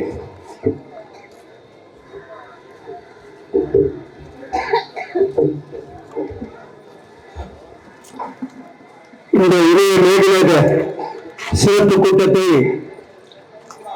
தலைமையேற்று நடத்தக்கூடிய அன்பு தோழர் வெங்கட் அவர்களே, சிறப்புரை ஆற்ற இருக்கின்ற அன்பு தோழர் மரியாதைக்குரிய தோழர் A.K. பத்மநாபன் அவர்களே, மேடையில் வீட்டிருக்கக்கூடிய தலைவர்களே, இந்த மேதின கூட்டத்தில் கலந்து கொண்டிருக்கக்கூடிய தோழர்களே, தோழியர்களே, உங்கள் அனைவருக்கும் AIPC தொழிற்சங்கத்தின் சார்பாக மேதின புரட்சிகரமான வாழ்த்துகளையும் வணக்கத்தையும் தெரிவித்துக் கொள்கின்றேன். இன்றைய தினம் உலகம் முழுவதும் இருக்கக்கூடிய உழைப்பாளி மக்கள், உழைக்கும் வர்க்கம் 139வது மே தினத்தை சிறப்பாக கொண்டாடி கொண்டிருக்கின்றோம். அதுவும் குறிப்பாக 1886ஆம் ஆண்டு சிகாகோ நகரத்தில் ஏ மார்க்கெட் பகுதியிலே உழைக்கும் மக்கள் ஒன்று கூடி எங்களுக்கு 8 மணி நேர வேலை என்ற உரிமை வேண்டும் என்பதற்காக மிகப்பெரிய போராட்டத்தை நடத்தி அதில் சில தோழர்கள் உயிர் தியாகம் செய்து அதன் மூலமாக இன்றைக்கு உலகம் முழுவதிலும் இருக்கக்கூடிய தோழர்களுக்கு 8 மணி நேர வேலை, 8 மணி நேர ஓய்வு, 8 மணி நேர உறக்கம் என்ற மிகப்பெரிய ஒற்றுமையை வென்றெடுத்து கொடுத்த நாளாக நாம் கருதி இந்த மே தினத்தை கொண்டாடி கொண்டிருக்கின்றோம். ஆனால் அப்படி போராடி பெற்ற உரிமை இன்றைக்கு காக்கப்பட்டிருக்கிறதா என்று சொன்னால் அது மிகப்பெரிய கேள்விக்குறியாக இருக்கக்கூடியதுதான் பார்க்கின்றோம். இந்த கூட்டம் வடசென்னை பகுதியில் சென்னை துறைமுகத்துக்கு அருகாமையில் இந்த கூட்டம் நடந்து கொண்டிருக்கின்றது. ஒரு காலத்தில் சென்னை துறைமுகம் என்று எடுத்துக்கொண்டால் சென்னை துறைமுகத்தில் பல ஆயிரக்கணக்கான தோழர்கள் பணியாற்றிக் கொண்டிருந்த மிகப்பெரிய நிறுவனம். இந்த பகுதியிலே வசிக்கக்கூடிய மக்கள் எல்லாம் சென்னை துறைமுகத்தில் பணியாற்றக்கூடிய மக்களாக இங்கே இருப்பார்கள். காலையில் 6 மணிக்கு சங்கு ஊதுவாங்க. ஊதும் போது பார்த்தா சாறை சாறையாக தொழிலாளர் தோழர்கள் துறைமுகத்திற்கு பணிக்கு செல்லுவார்கள். டெய்லி 3 ஷிப்ட் நடைபெறும். இன்றைக்கு சென்னை துறைமுகத்தை பார்த்தால் சென்னை துறைமுகத்தில் பணி நடந்து கொண்டிருக்கின்றது. ஆனால் தொழிலாளர் தோழர்கள் இல்லாமல் அல்லது கான்ட்ராக்ட் முறையில் தோழர்கள் நியமனம் செய்யப்பட்டு அவர்கள் மூலமாக, அதுவும் குறிப்பாக கண்டெய்னர் ஆபரேஷன் என்று வந்தவுடன் அதன் காரணமாக ஆயிரக்கணக்கான தொழில்கள் பணியிழப்பு ஏற்பட்டு அப்படிப்பட்ட அவலமான நிலை இன்றைக்கு நீடித்துக் கொண்டிருக்கிறது. பொதுவாக வடசென்னை பகுதி என்று எடுத்துக்கொண்டாலே தொழிற்சாலைகள் நிறைந்த பகுதியாக இருந்தது ஒரு காலம். திருவொற்றியூர் என்று எடுத்துக்கொண்டால் திருவொற்றியூரில் நிறைய தொழிற்சாலைகள். இன்றைக்கு என்ன நிலைமை? பெயர் சொல்லக்கூடிய அளவுக்கு 1-2 தொழிற்சாலைகள் மட்டும் இங்கே இருந்து கொண்டிருக்கின்றது. மற்ற தொழிற்சாலைகள்லாம் நீங்க முன்பு பேசிய தோழர்கள் கூட குறிப்பிட்டாங்க, தொழிற்சாலைகள் மூடப்பட்டு இருக்கின்றன. அல்லது தொழிற்சாலை அந்த பிராண்ட் இருக்கு, அந்த பிராண்ட்ல பணியாற்றக்கூடிய ஊழியர்கள் இல்லாத நிலை. இதற்கெல்லாம் யார் காரணம்? அம்பத்தூர் தொழிற்பேட்டை, கிண்டி தொழிற்பேட்டை, இப்பெல்லாம் அது தொழிற்பேட்டையாக இல்லை. அங்கெல்லாம் பெரிய அடுக்குமாடி கட்டிடங்கள் வந்து ரியல் எஸ்டேட் வியாபாரம் செய்யப்பட்டு அந்த நிலங்கள் எல்லாம் விற்பனை செய்யப்பட்டது. நான் வங்கியிலிருந்து வருகின்றேன், வங்கியிலே பணியாற்றி வருகின்றேன். வங்கிகளிலே கிண்டி தொழிற்பேட்டையில் ஸ்மால் ஸ்கேல் இண்டஸ்ட்ரீஸ் அசோசியேஷன், அதற்கு கனகாம்பரம் என்பவர் தலைவராக இருந்தார். ஆண்டொன்றுக்கு அங்கே கூட்டம் நடைபெறும். அதாவது சிறு தொழில் வைத்திருக்கக்கூடியவர்களுக்கு இருக்கக்கூடிய பிரச்சனைகள் என்ன என்பதை பற்றி அலசி ஆராய்ந்து அவர்களுக்கு வங்கி எந்த முறையில் உறுதுணையாக இருக்க முடியும் என்பதற்காக அங்கே கூட்டங்கள் நடைபெறும். இப்ப எல்லாம் ஸ்மால் ஸ்கேல் இண்டஸ்ட்ரீஸ் அசோசியேஷன் இருக்கின்ற மாதிரி ஒரு பெரிய கேள்விக்குறியாக இருக்கின்றது. அதற்கெல்லாம் யார் காரணம்? அரசினுடைய கொள்கை. அதுவும் குறிப்பாக மத்தியிலே ஆட்சியில் இருக்கக்கூடியவர்கள், அவர்கள் இன்றைக்கு வெளிநாட்டு மூலதனத்திற்கு உறுதுணையாக இருக்கக்கூடியவர்களாக நாம் பார்க்கின்றோம்.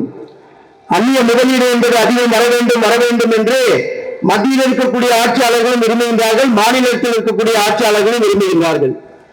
சமீபத்தில் மாநிலத்தினுடைய முதலமைச்சர்கள் கூட அமெரிக்கா போன்ற நாடுகளுக்கெல்லாம் சென்று அங்கு இருக்கக்கூடிய பணக்காரர்கள் இந்திய நாட்டுக்கு, அதுவும் குறிப்பாக தமிழகத்திற்கு வந்து தமிழகத்தில் நிறைய தொழிற்சாலைகள் துவங்க வேண்டும், அவர்களுக்கு அரசு உறுதுணையாக இருக்கும். என்ன உறுதுணையாக இருக்கும்?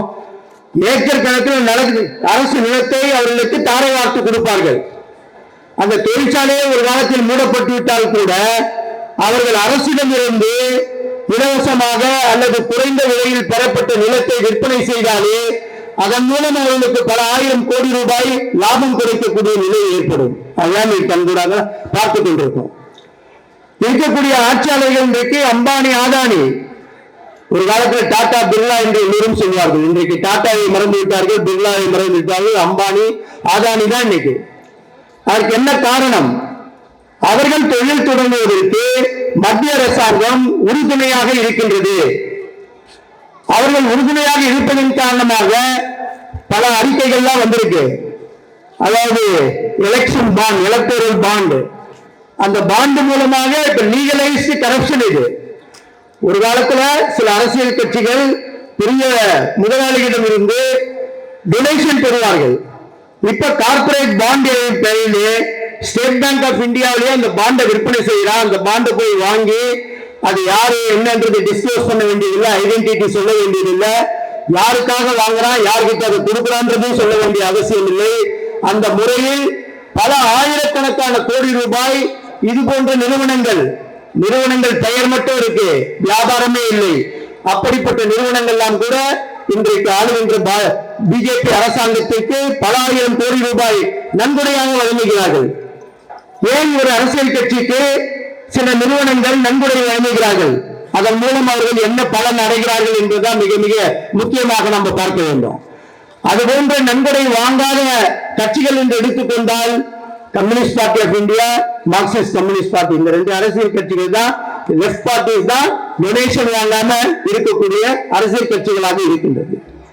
இதெல்லாம் நாட்டில் இருக்கக்கூடிய மக்கள் புரிந்து கொள்ள வேண்டும். இன்னைக்கு அரசுடைய கொள்கை என்ன இருக்குது? It is not the business of the government to do business. தொழில் என்று சொன்னால் தொழில் செய்வது என்பது அரசுடைய கடமை கிடையாது. தொழில் செய்வது தொழில் அதிபர்கள் செய்ய வேண்டும். தொழிலதிபர்கள் செய்ய வேண்டும் என்று சொன்னால் அம்பானி, அதானி, டாடா, பிர்லா போன்ற நிறுவனங்கள் தொழில் செய்ய வேண்டும். அரசாங்கம் அந்த தொழிலை அவர்களுக்கு விற்பனை செய்ய வேண்டும். நம்ம இந்திய நாட்டினுடைய சரித்திரத்தை அலசி ஆராய்ந்து பார்த்தால் நமக்கு தெளிவாக தெரிகின்றது. பாரதத்துடைய முதல் பிரதமர் பண்டிட் ஜவஹர்லால் நேரு அவர்கள் நாட்டினுடைய பிரதமராக வந்தவுடன் இந்திய நாட்டிற்கு பொதுத்துறை நிறுவனங்கள் மிக மிக அவசியம் என்று சொன்னார். பொதுத்துறை நிறுவனங்கள் இந்திய நாட்டினுடைய திருக்கோயில்கள். ஆகவே பொதுத்துறை நிறுவனங்களை உருவாக்க வேண்டும். அரசாங்கத்துக்கு சொந்தமான ஒரு பேங்க் கூட கிடையாது அந்த காலத்தில், எல்லாம் பிரைவேட் பேங்க்ஸ், ஃபாரின் பேங்க்ஸ். அப்படிப்பட்ட காலத்தில் இந்திய நாட்டிற்கு 5 ஆண்டு திட்டங்கள் வேண்டும். இன்னைக்கு 5 ஆண்டு திட்டம் பிளானிங் கமிஷனே கிடையாது. பிளானிங் கமிஷனை அபாலிஷ் பண்ணிட்டாங்க இந்த அரசாங்கம். நித்தி ஆயோக் என்று சொல்லிவிட்டார்கள். 5 ஆண்டு திட்டத்தை கூட போட விடாமல் அதற்கென்று சில கொள்கை மாற்றங்களை கொண்டு வந்து நித்தி ஆயோக் என்று சொல்லிவிட்டார்கள். அப்ப பண்டிட் ஜவஹர்லால் நேரு உருவாக்கிய பொதுத்துறை நிறுவனங்களை எல்லாம் இன்றைக்கு ஒன்றன் பின் ஒன்றாக விற்பனை செய்யப்படுகிறது. அரசாங்கத்துக்கு சொந்தமான ஒரு விமான நிறுவனம் கிடையாது. அண்டை நாடாக இருக்கக்கூடிய ஸ்ரீலங்கா கூட அவர் சொந்தமா ஸ்ரீலங்கன் ஏர்லைன்ஸ் வச்சிருக்காங்க. இந்தியாவில் பார்த்தா இந்தியன் ஏர்லைன்ஸ் கிடையாது. இந்தியன் ஏர்லைன்ஸ் டாட்டாவுக்கு விற்பனை செய்ய விட்டது. டாடா தான் வச்சிருந்தார் ஏர் இந்தியா. அவர் துவங்கிய தொழில் அவரிடமிருந்து அரசு கையகப்படுத்தியது. இன்றைக்கு அந்த தொழிலை அவர்களிடமே தங்க தாம்பாளத்தில் வைத்து தாரை வார்த்திருக்கிறார்கள். மிக சொற்ப பணம், வெறும் 38,000 கோடி ரூபாய்க்கு அவ்வளவு பெரிய நிறுவனமான ஏர் இந்தியா நிறுவனத்தை டாடாவுக்கு மீண்டும் விற்பனை செய்து விட்டார்கள். இன்னைக்கு இந்திய நாட்டினுடைய மாணவர்கள் வெளிநாட்டில் சிக்கி தவிக்கும் பொழுது அவர்களை கொண்டு வர வேண்டும் என்று சொன்னால் இந்திய அரசாங்கத்துக்கு சொந்தமான விமானம் கிடையாது. போய் இண்டிகோ நிறுவனத்தை வந்து கையேங்குறாங்க. இது இவ்வளவு பெரிய நாடு, 145 கோடி மக்கள் தொகை இருக்கக்கூடிய இந்திய நாட்டிற்கு ஒரு சொந்தமான விமான நிறுவனம் கூட இல்லை என்று சொல்லும் போது மிக மிக கேவலமான ஒரு நிலைமைக்கு இந்த ஆட்சியாளர்கள் நம்மை உட்படுத்தி இருக்கிறார்கள். அதே போல இன்னைக்கு நம்ம தொலைத்தொடர்பு என்று எடுத்துக்கொண்டால் முன்பு பிஎஸ்என்எல், இன்னைக்கு என்ன பார்க்கிறோம், பிஎஸ்என்எல் கட்டிடங்கள் தூங்கி வருகின்றன, இறுதி மூழ்கி கிடக்கின்றது. பிஎஸ்என்எல் கட்டிடங்கள் ஒன்றன் பின் ஒன்றாக தனியாருக்கு விற்பனை செய்ய வேண்டும் என்ற மிகப்பெரிய விளம்பரங்கள் வருகின்றது. இன்னைக்கு நம்ம பயன்படுத்தக்கூடிய மொபைல்ல மேஜர் ஷேர் யாருக்கு இருக்குன்னா ரிலையன்ஸ் ஜியோவுக்கு இருக்கு, ஏர்டெல் பாரதிய ஏர்டெல் நிறுவனத்துக்கு இருக்கு.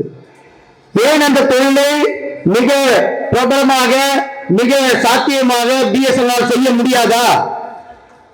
ஜியோவுக்கு 5G கொடுக்குறாங்க, பிஎஸ்என்எலுக்கு 2G 3G கொடுக்கறதுக்கு அழுதுகிட்டே இருக்காங்க கவர்மெண்ட்.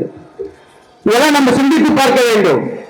பொதுத்துறை நிறுவனங்கள் ஒன்றன் பின் ஒன்றாக விற்பனை செய்ய வேண்டும் என்று அரசாங்கம் முயற்சி எடுத்துக்கொண்டு திருமதி நிர்மலா சீதாராமன் அவர்கள் நிதியமைச்சர் என்ற முறையிலே நேஷனல் மானிட்டைசேஷன் பைப்லைன் ப்ராஜெக்ட் என்று சொல்லி இந்தியாவுடைய சொத்து, பொதுத்துறை நிறுவனங்களுடைய சொத்து 6 லட்சம் கோடி ரூபாய்க்கு தனியாருக்கு விற்பனை செய்ய வேண்டும் என்று சொல்லி அதற்கான ஒரு ப்ளூ பிரிண்ட் தயார் பண்ணி ஒவ்வொரு பொதுத்துறை நிறுவனமாக தனியாரிடம் விற்பனை செய்யப்பட்டுக் கொண்டிருக்கின்றது.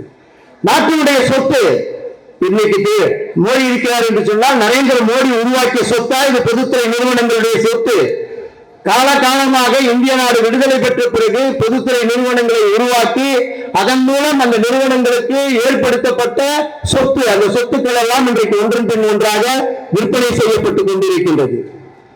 ஆகவே இவர்களுக்கு பொதுத்துறை மீது அக்கறை இல்லை, நாட்டின் மீது அக்கறை இல்லை, நாட்டு மக்கள் மீது அக்கறை இல்லை, தொழிலாளர்கள் மீது அக்கறை இல்லை. இந்திய நாடு விடுதலை பெறுவதற்கு முன்பாக உருவாக்கப்பட்ட பல்வேறு தொழிலாளர்களுக்கு சாதகமான சட்டங்கள் இந்திய நாட்டில் இன்றைக்கும் இருந்து கொண்டிருக்கின்றது. ஆனால் அந்த சட்டங்களை எல்லாம் ஒன்றன் பின் ஒன்றாக மாற்றி அமைக்க வேண்டும் என்று முடிவெடுத்து கடைசியில் அந்த சட்டங்களை சட்டம் என்று சொல்லுவதற்கு கூட இந்த அரசாங்கத்திற்கு வாய் வரவில்லை.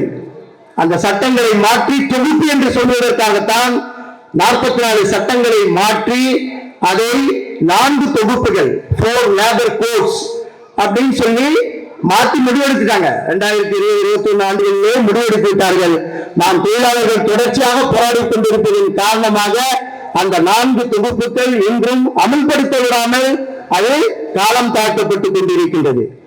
அதையெல்லாம் எதிர்த்து போராட வேண்டும் என்று சொல்லித்தான் தொழிலாளர் சங்கங்கள் நமக்குள் பல்வேறு கருத்து வேறுபாடுகள் இருந்தால் கூட இந்திய நாட்டில் இருக்கக்கூடிய அனைத்து உழைக்கும் மக்களை பிரதிநிதிப்படுத்தக்கூடிய எல்லா தொழிற்சங்கங்கள், இந்திய நாட்டில் பல்வேறு சென்ட்ரல் ட்ரேட் யூனியன்ஸ் இருக்கு, அதுல பாரதிய மஸ்தூர் சங் நீங்களாக மற்ற அனைத்து தொழிற்சங்கங்களும் ஒன்று கூடி முடிவெடுத்து சென்ற மாதம் 18ஆம் தேதி மார்ச் அன்னைக்கு டெல்லியிலே கூடி ஒரு கன்வென்ஷன் நடத்தி அந்த கன்வென்ஷனிலே வருகின்ற மே மாதம் 20ஆம் தேதி இந்திய நாடு தழுவிய அளவிலே மிகப்பெரிய வேலை நிறுத்தத்தை, கோடிக்கணக்கான ஊழியர்கள் பங்கேற்றக்கூடிய மிகப்பெரிய வேலை நிறுத்தத்தை நடத்த வேண்டும் என்று முடிவெடுத்திருக்காங்க.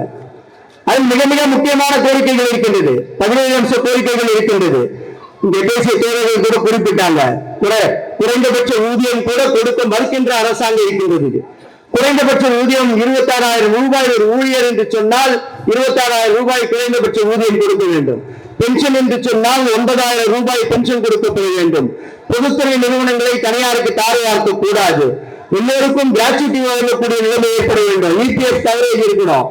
இது மாதிரி பல்வேறு பிரச்சனைகளை முன்வைத்து 17 அம்ச கோரிக்கைகளை முன்வைத்து நம்ம அந்த மே 20 வேலை நிறுத்தத்தை நடத்த வேண்டும் என்று எல்லா மத்திய தொழிற்சங்கங்களும் கூடி முடிவெடுத்திருக்காங்க. அது மிக மிக முக்கியமான வேலை நிறுத்தமாக பார்க்கின்றோம். காரணம் என்னவென்று சொன்னால், இன்றைக்கு ஆளுகின்ற அரசு என்பது தொழிலாளர்கள் மீது எந்த விதமான அக்கறை இல்லாமல் நிறைய காலியிடங்கள் இருக்கின்றது. அரசாங்கத்துக்கு போனால் அரசாங்கத்தினுடைய துறையிலே எவ்வளவு காலியிடங்கள், எல்லா இடங்களும் காலியிடங்களாக இருக்கின்றது. அதற்கு ஆட்கள் நியமனம் செய்யப்படுவதில்லை. லட்சக்கணக்கில் காலியிடங்கள் இருக்கின்றது. இன்றைக்கு கல்லூரிகள் நிறைய வந்துவிட்டது. நிறைய படித்த இளைஞர்கள் உருவாக்கி கொண்டிருக்கின்றார்கள். ஆனால் படித்த இளைஞர்களுக்கு வேலை வாய்ப்பு இல்லை. இங்கே வேலை கிடைக்கவில்லை என்று வெளிநாட்டுக்கு சென்றால் வெளிநாட்டிலும் எங்கே வேலை கிடைக்கின்றது. இப்ப பாத்தீங்கன்னா அமெரிக்காவில் மீண்டும் வருவேன் என்று சொல்லி டொனால்டு ட்ரம்ப் வந்த பிறகு எப்படிப்பட்ட அவலம் நடந்து கொண்டிருக்கிறது என்று நம் கண்கூடாக பார்க்கின்றோம். இதே வேலை செய்து குடும்பத்துக்கு பணம் அனுப்பலாம்னு சொல்லி இங்கிருந்து அங்க போனவன கையில காலில் விலங்க மாற்றி அவனை ராணுவ விமானத்தில் கொண்டு வந்து ஏதோ ஒரு கூட்ஸை வந்து போடுற மாதிரி அங்கே இருந்தவர்களை புலம்பெயர்ந்தவர்களை நம் நாட்டுக்கு கொண்டு வந்து தூக்கி எறியப்படுகிறார்கள். அதற்கு ஒரு கார்ட்டூன் போட்டான். அதாவது கை விலங்கு கால் விலங்கு கட்டி டொனால்டு ட்ரம்ப் பக்கத்தில் மோடி உட்கார்ந்து மாதிரி. அது பெரிய குற்றம் என்று சொல்லி அதற்காக அவர்கள் மீது நடவடிக்கை எடுக்கக்கூடியதாக பார்க்கிறோம். இன்னைக்கு இல்ல டொனால்டு ட்ரம்ப் உலகத்தில் மிகப்பெரிய ஒரு ட்ரேட் வாரை உருவாக்கி இருக்கின்றார். எல்லா நாடுகள் மீதும் வரி விதிப்பு என்பதை அதிகமாக்கி கொண்டிருக்கின்றார். சில நாடுகள் ரிட்டாலியேட்டரி டாரிஃப் என்று சொல்லி அவர்களுக்கு போட்டியிடக்கூடிய அளவிற்கு நீ 100% போட்டா நான் 150% வரி போடுவேன் அப்படின்னு சொல்லிட்டு சேலஞ்ச் பண்றாங்க. ஆனா இந்தியாவுடைய பிரைம் மினிஸ்டர் போய் கை கட்டி கால் கட்டி உட்கார்ந்து விட்டு அவர் சொல்வதை கேட்டுவிட்டு வரக்கூடிய கேவலமான நிலையில் இந்திய நாட்டினுடைய ஆட்டை ஆளக்கூடியவர்கள் இருக்கக்கூடிய சூழ்நிலையை பார்க்கிறோம். அடிக்கடி வெளியுறவுத்துறை அமைச்சரும் போறார் ஜெய்சங்கரும். இதுவரையும் அவர்கள் மோடி ட்ரம்பினுடைய கொள்கையை ஏற்றுக்கொள்கிறோமா இல்லையா, அவர் விதிக்கக்கூடிய வரியை ஏற்றுக்கொள்கிறோமா இல்லையா, அதை பற்றி மூச்சவே இல்லை, பேசவே இல்லை. மற்ற நாடுகள்லாம் சவால் விடுறாங்க. கனடாவுடைய பிரைம் மினிஸ்டர் சொல்லியிருக்காரு, எலெக்ஷன் நடந்திருக்கு, அவர் மீண்டும் தேர்ந்தெடுக்கப்பட்டிருக்கின்றார். சீனா தைரியமாக சொல்லியிருக்கிறது, நீ 100% போட்டா நான் 150% போடுவேன் அப்படின்னு சொல்லிட்டு. இன்றைக்கு சில அத்தியாவசிய பொருட்கள் கூட அமெரிக்காவில் கிடைக்காத சூழ்நிலையும் உருவாகி கொண்டிருக்கிறது. காரணம் டொனால்டு ட்ரம்பினுடைய கொள்கையின் காரணமாக. ஆனால் இந்திய நாட்டை ஆளக்கூடியவர்கள் அதை எதிர்க்கக்கூடிய திறமை இல்லாம திராணி இல்லாத தகுதியற்றவர்கள் இன்றைக்கு நாட்டை ஆட்சி புரிந்து கொண்டிருக்கிறார்கள். ஆகவே இதையெல்லாம் நாம் புரிந்து கொள்ள வேண்டும்.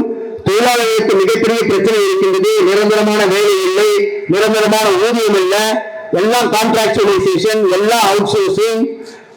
ராணுவத்தில் கூட அக்னி பாத் என்று சொல்லி ஒரு 5 ஆண்டுகளுக்கு மட்டும் அவர்களுக்கு வேலை, அதற்கு பிறகு அவர்கள் வந்துவிட வேண்டும். எக்ஸ் சர்வீஸ் என்ற கேட்டகரியை இருக்கக்கூடாது அப்படின்ட்டு ரிசர்வேஷன் முறையை மாற்றி அமைக்க வேண்டும் என்று முயற்சி இருக்கின்றார்கள்.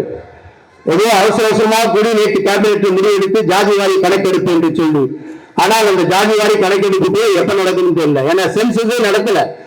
மக்கள் தொகை கணக்கெடுப்பு 10 ஆண்டுகளுக்கு ஒரு முறை நடத்த வேண்டும். கடைசியாக நடந்தது 2011ஆம் ஆண்டு. 2021ஆம் ஆண்டு கொரோனா என்ற காரணத்தை காட்டி மக்கள் தொகை கணக்கெடுப்பு நடத்தவில்லை. அடுத்தது 2031ஆம் ஆண்டு தான் மக்கள் தொகை கணக்கெடுப்பு, அதில் ஜாதிவாரி கணக்கெடுப்பு என்று சொல்லக்கூடிய நிலைமை. ஏன் மக்கள் தொகை கணக்கெடுப்பு நடத்தக்கூடாது? கொரோனாவை பேரிடர் உலகம் முழுவதும் என்பது மறைந்து விட்டது. அதற்கு பிறகு அரசு செய்ய வேண்டிய வேலையை செய்ய வேண்டும். ஆக இந்த அரசாங்கம் என்பது தொழிலாளர்கள் மீது அக்கறை இல்லாமல், நாட்டில் இருக்கக்கூடிய மக்கள் மீது அக்கறை இல்லாமல், நாட்டையே வியாபாரம் செய்யக்கூடிய, அதாவது ஈஸ்ட் இந்தியா கம்பெனியினுடைய ஆதிக்கம் என்பது நம் இந்திய நாட்டில் ஒரு மோசமான ஒரு ஆட்சியாக இருந்தது என்பதை நம்முடைய முன்னோர்கள் சொல்ல கேள்விப்பட்டிருக்கின்றோம். ஆனால் அந்த கிழக்கிந்திய கம்பெனியை விட மிக மிக ஒரு மோசமான ஆட்சி இன்றைக்கு இந்திய நாட்டில் இருந்து கொண்டிருக்கின்றது. அப்படிப்பட்ட ஆட்சியை நாம் எதிர்கொள்ள வேண்டும் என்று சொன்னால் நம்முடைய வாசகம் தான், உலக தொழிலாளர்களே ஒன்று கூடுங்கள், நாம் இழப்பதற்கு வேறொன்றும் இல்லை, அடிமை சந்தையை தவிர என்பது போன்று அதே நிலைமைதான் இன்றைக்கு நீடித்துக் கொண்டிருக்கின்றது. ஆகவே நாம் அனைவரும் ஒன்று கூடி மிகப்பெரிய வேலை நிறுத்தம், விவசாயிகளுடைய போராட்டத்தை பார்த்தோம். விவசாயிகளுடைய போராட்டம் நடக்கும்போது அரசாங்கம் சொன்னாங்க எந்த சட்டத்தையும் வாபஸ் பெற முடியாது என்று சொல்லி, கடைசியில் திரு நரேந்திர மோடி அவர்களை தொலைக்காட்சியை தோன்றி நாங்கள் 3 சட்டத்தையும் வாபஸ் பெற்றுக் கொள்கிறோம் என்று சொல்லி அவர்களுக்கு விவசாயிகளுக்கு எதிரான சட்டத்தை வாபஸ் பெறக்கூடிய ஒரு மிகப்பெரிய நிலைமை ஏற்பட்டிருக்கிறது.